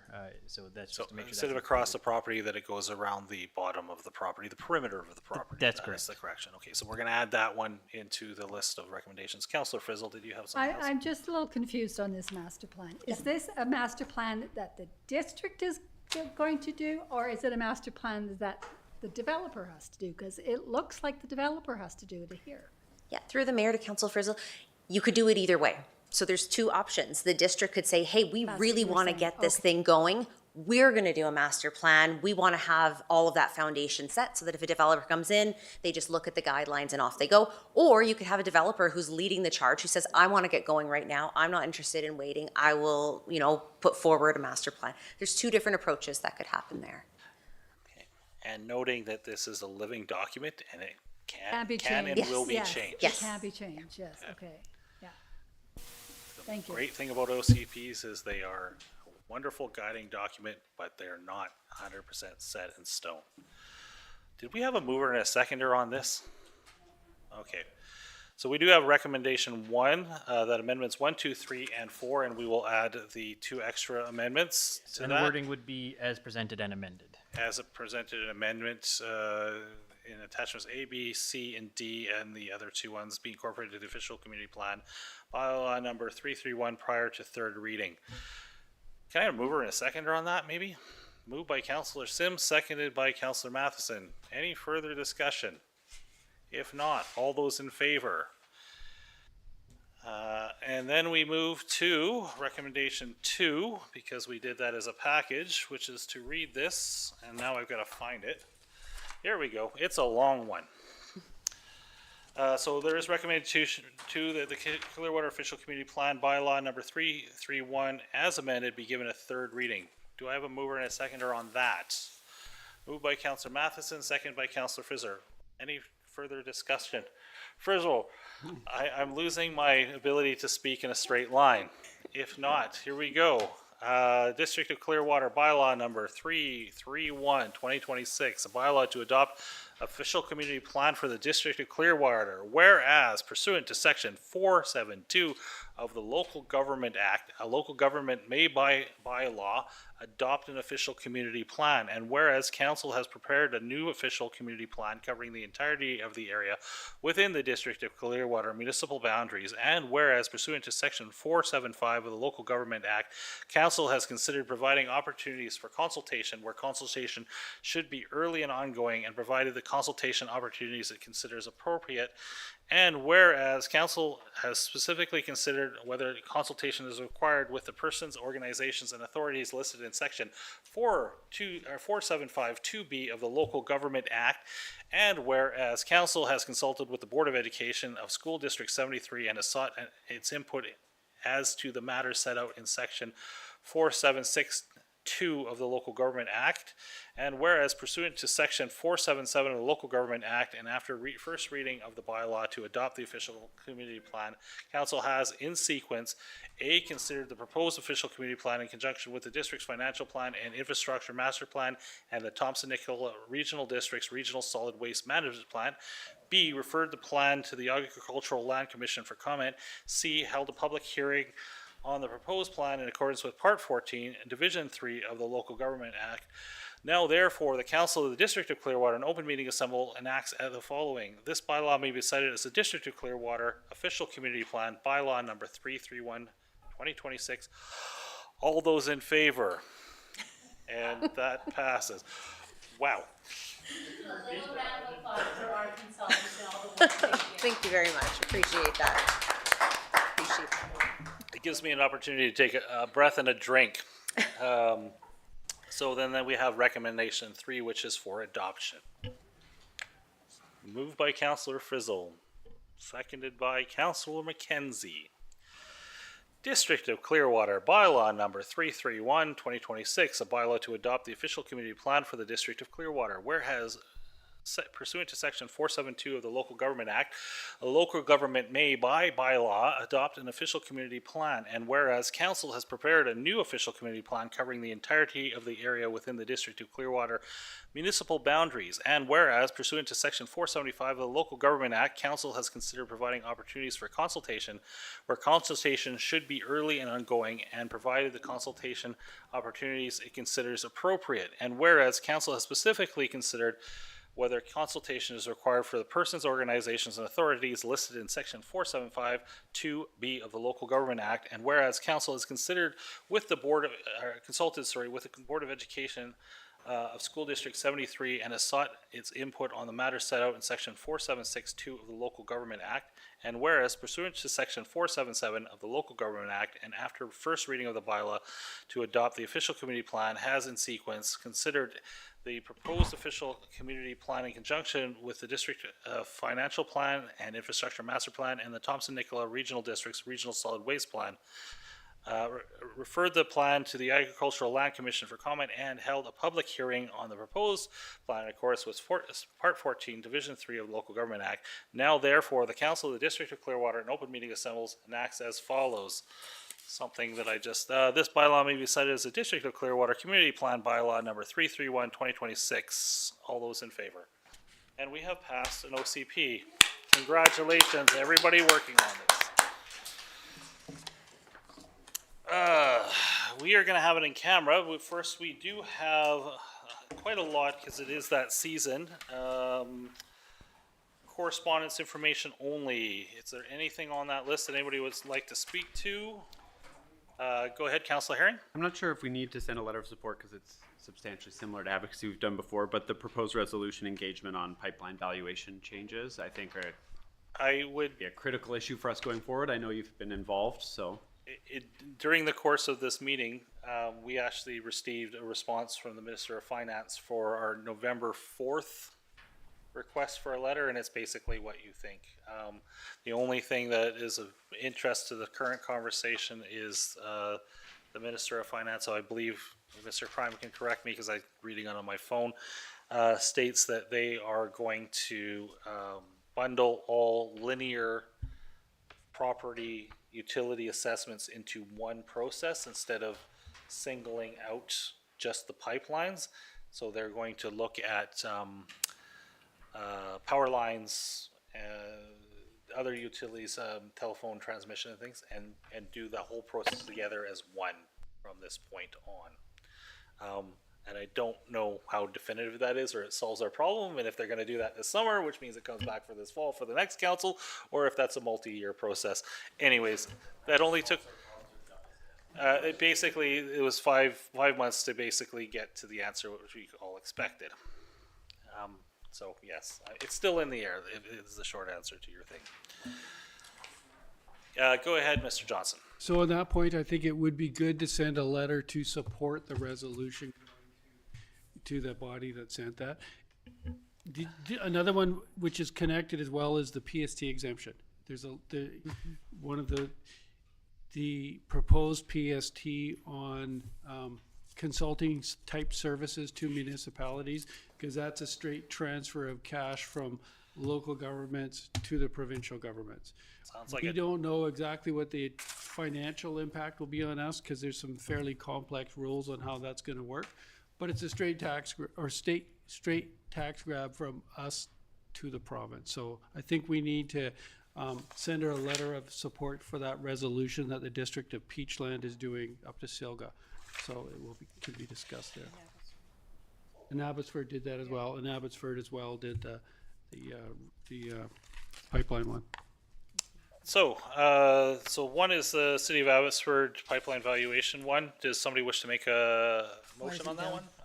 Second it. Yeah, moved by Councillor Herring, second by Councillor Sim, that we send a letter of support, read those 2026 UBC resolutions related to that, and all those in favor, that passes. And then the second one is District of Peachland, late resolution for Silga for District Peachland, municipal PST resolution for Peachland. Somebody wish to make a resolution But, on? sorry, just on that, I think am I reading it right, that the city of Abbotsford's also looking for the same thing? So it would be so it would be two letters. So a letter to the City of Abbotsford and a letter to Peachland re their thing. So two separate Endorsing their letters. sentiment. Yeah. I'll move that. Move that, seconded by Councillor McKenzie. All those in favor?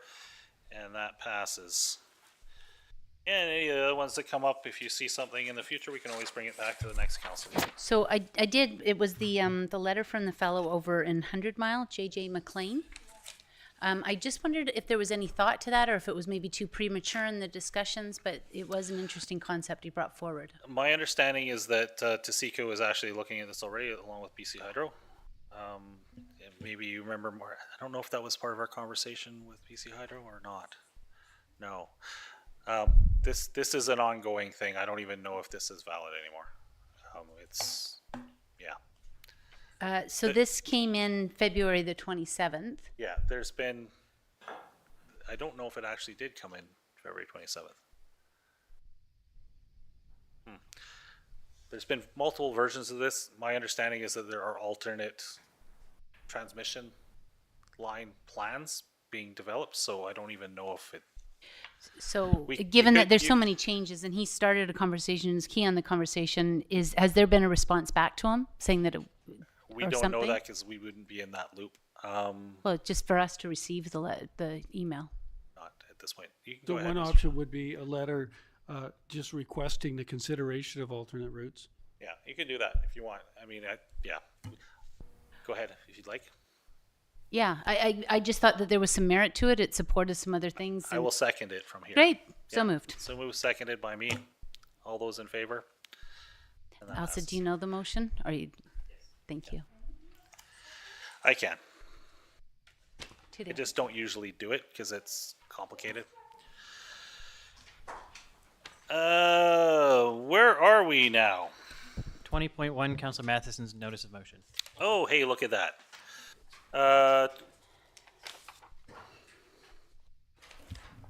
Right. 21.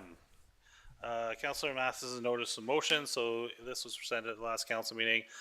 The notice of motion is that council direct the mayor to send a formal letter to MLA Stamer, MLA Peter Millibar, expressing council's concern regarding their vote in favor of the legislation seeking to repeal the BC Human Rights Code and dismantle the Human Rights Tribunal, and reaffirming the District of Clearwater's commitment to the protection of human rights and community safety.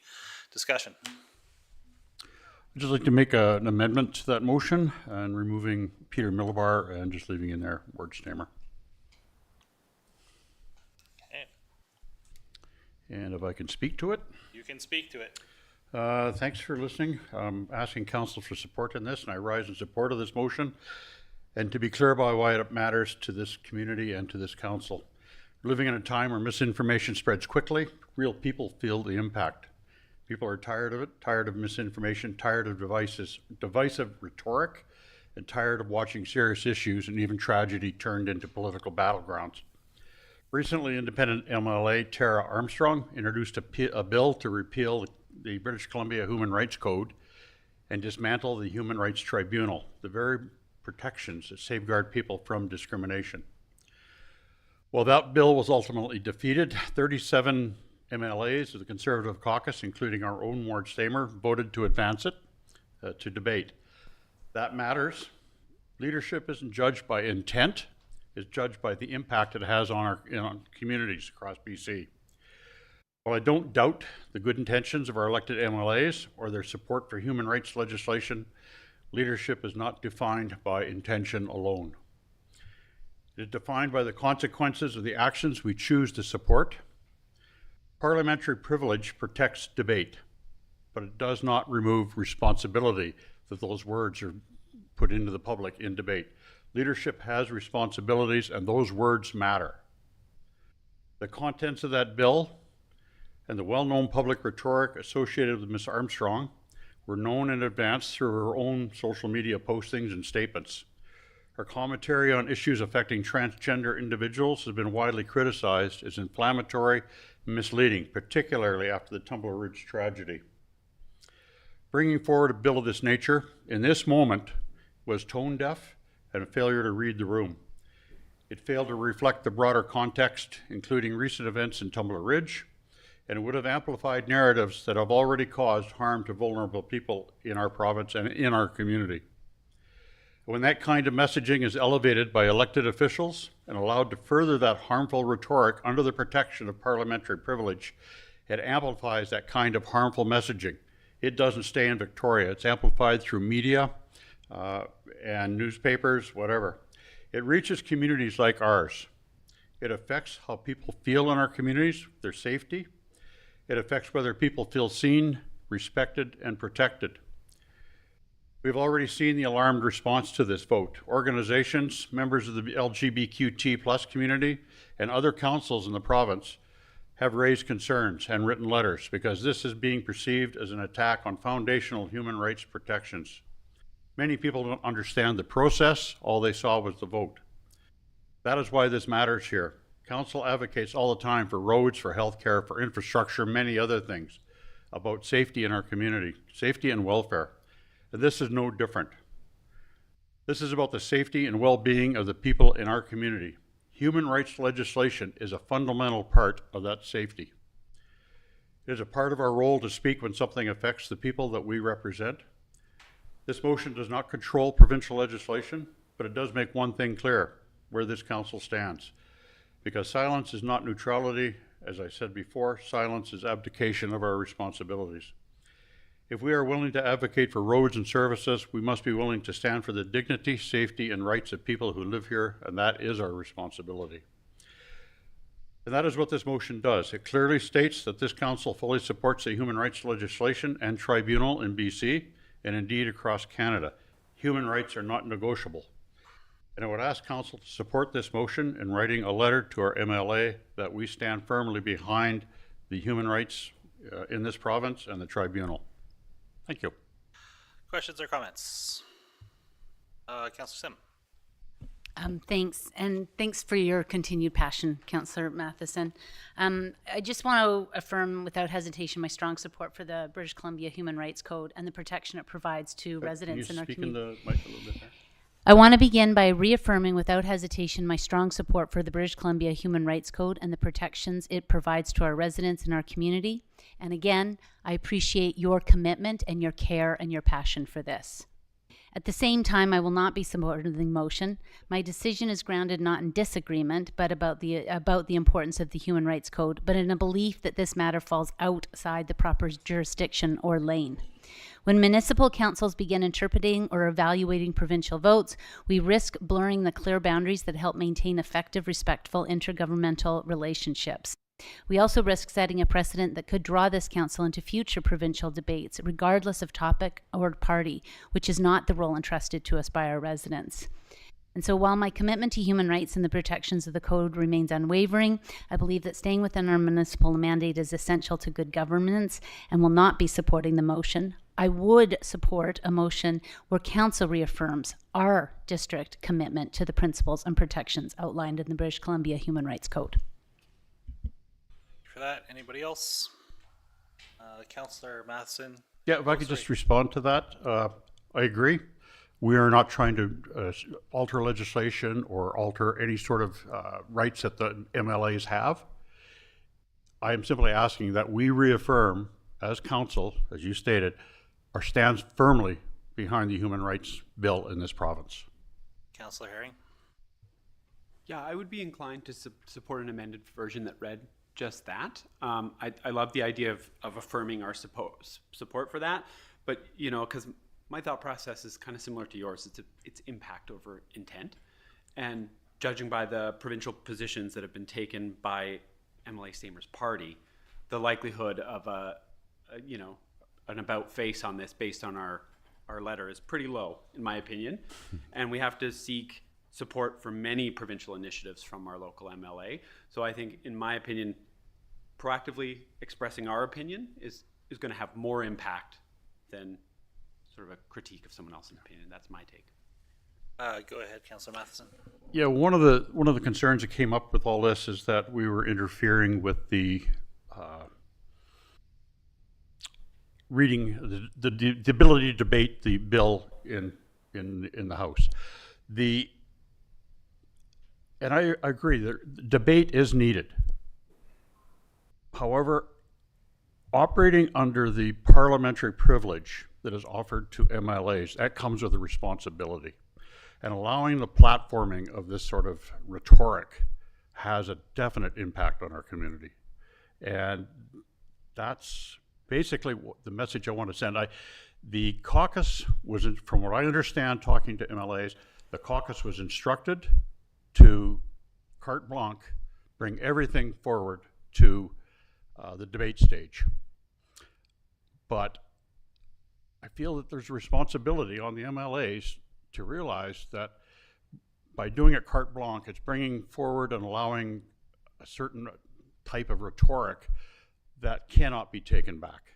And there's a responsibility on individual MLAs to recognize that and stand up against it. But I am very good with the council recommending that we stand behind the human rights legislation. I am totally good with that. I think we need to say that firmly for the members of our community. I did have some members of our community that contacted me after that vote and kind of went, what is going on? I had to educate them a little bit about the process, but they still felt that the words that would be spoken and that had been previously spoken by this MLA caused a great deal of fear. One was a trans family that is dealing with transitional issues, and frankly, their kids were scared. So, yes, thank you. So we do have the notice motion. There isn't an actual motion on the floor or first moved or seconded at this particular point. So what, if there is going to be a motion, what is the form of it now? Mr. Prime? Yeah, just a matter of procedure. Generally, when you have a notice of motion, the councillor putting the notice of motion forward would have moved it, so it's already moved in this Okay, scenario. so technically you've moved it. Do you want to amend this motion as it sits? I can amend the motion. I see how it's read it, a concern regarding the vote in favor of the legislation, and I think we can amend that to a letter affirming this council's stance behind our total support for the human rights legislation and the tribunal within the province, and sending that message to our community. Okay, I think that resolves most of the issues there. But you're still suggesting sending it to the MLA? Well, I mean, where else would it go? Well, I wouldn't. I mean, I'm not sure I want to do that at all. I think that the message has been received, and I think that it's of paramount concern that citizens who are represented by MLA Stamer write to him. I would just like to say that, if anything, I'll just read you a sample. that council reaffirm the District of Clearwater's commitment to the principles and protections outlined in the British Columbia Human Rights Code, including the right of all residents to live free from discrimination, and that council direct the mayor to issue a public statement outlining council's ongoing dedication to fostering dignity, inclusion, and equal treatment within the municipality. I think, again, for me, that sort of stays within our lane, and I think it does keep open relationships that we require from municipality to our provincial counterpart and our representative and voice to Victoria. Yeah, I'm good with that amendment. Okay, do we have a seconder on that then? Seconded by Councilor McKenzie. All those in favor? Councilor Herring, your notice of motion. Mr. Prime, when you get a chance. Councilor Herring can read this notice of motion and then speak to it. Is that the general procedure, and then it comes forward at the next meeting? That's correct, Mayor. Okay, so if you wish to read your notice of motion and speak to it, Councilor Herring. Well, now I regret being all wordy. I should have made it one sentence. Sorry, and to be clear, Councillor Herring, you don't need to read it out if you don't like. Okay, great. So in terms of speaking to it, I just wanted to bring this notice of motion forward. During the last conversation on DCCs, I felt like we ended on a position where it was a no vote. I wasn't present for the vote, so I wasn't able to ask some of what I would like to see moving forward. So I decided to do that through this mechanism of notice of motion. I'm just looking for some other options. I felt we had a great option presented, but it wasn't the one I was looking for. It wasn't the one that council chose to vote for. So I would love to see some of these other options explored and brought back as a staff report, just so we can get a sense of what might other approaches to financing development look like. As I mentioned here, that might include what the effects of increasing the municipal assist factor on, both in terms of what effect that would have on taxpayers, but also what realistic financial implications that has as a district. As well, like Salmon Arm did recently, some communities have used a gradual staged rate to get to a new rate. So recognizing that development costs are going up, so using a model that says we're going to have a high municipal assist factor in an interim stage, and then we're going to slowly reduce that assist factor to lead us to a final rate, which is more, sort of long-term development focus. It also might help us address some of the fact that we are currently in a moment that is one of the most difficult to develop in, and through mostly no fault of our own. Let's face it, like housing is a problem everywhere for a reason. There are broad systems creating this problem. So now, if any time, would be a time to use an incentive, because it is the time it's the hardest to build. But anyways, the last point is alternative approaches to the timing of DCC collection, which is something we heard come up during that conversation. So I was just hoping staff could bring back a report, kind of maybe exploring some of these other ideas so that council could have final deliberation with more than one sort of model presented. Thank you. Mr. Johnson wants to speak to this, but my understanding is that further discussion on this from council and questions from council will come at the next meeting. Mr. Johnson, did you wish to speak to any point on this technically? Thank you, Mr. Mayor. And I agree. The next meeting is where that comes back for discussion. My only concern is putting it as a notice of motion may be problematic from the perspective of our own council procedures bylaw and of the community charter.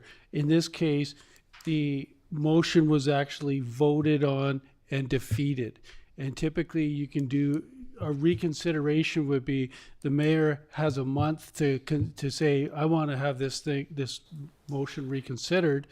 Council doesn't have that right. Council can get together, and if there's specific rules around how things can get reconsidered, but it's not an easy process.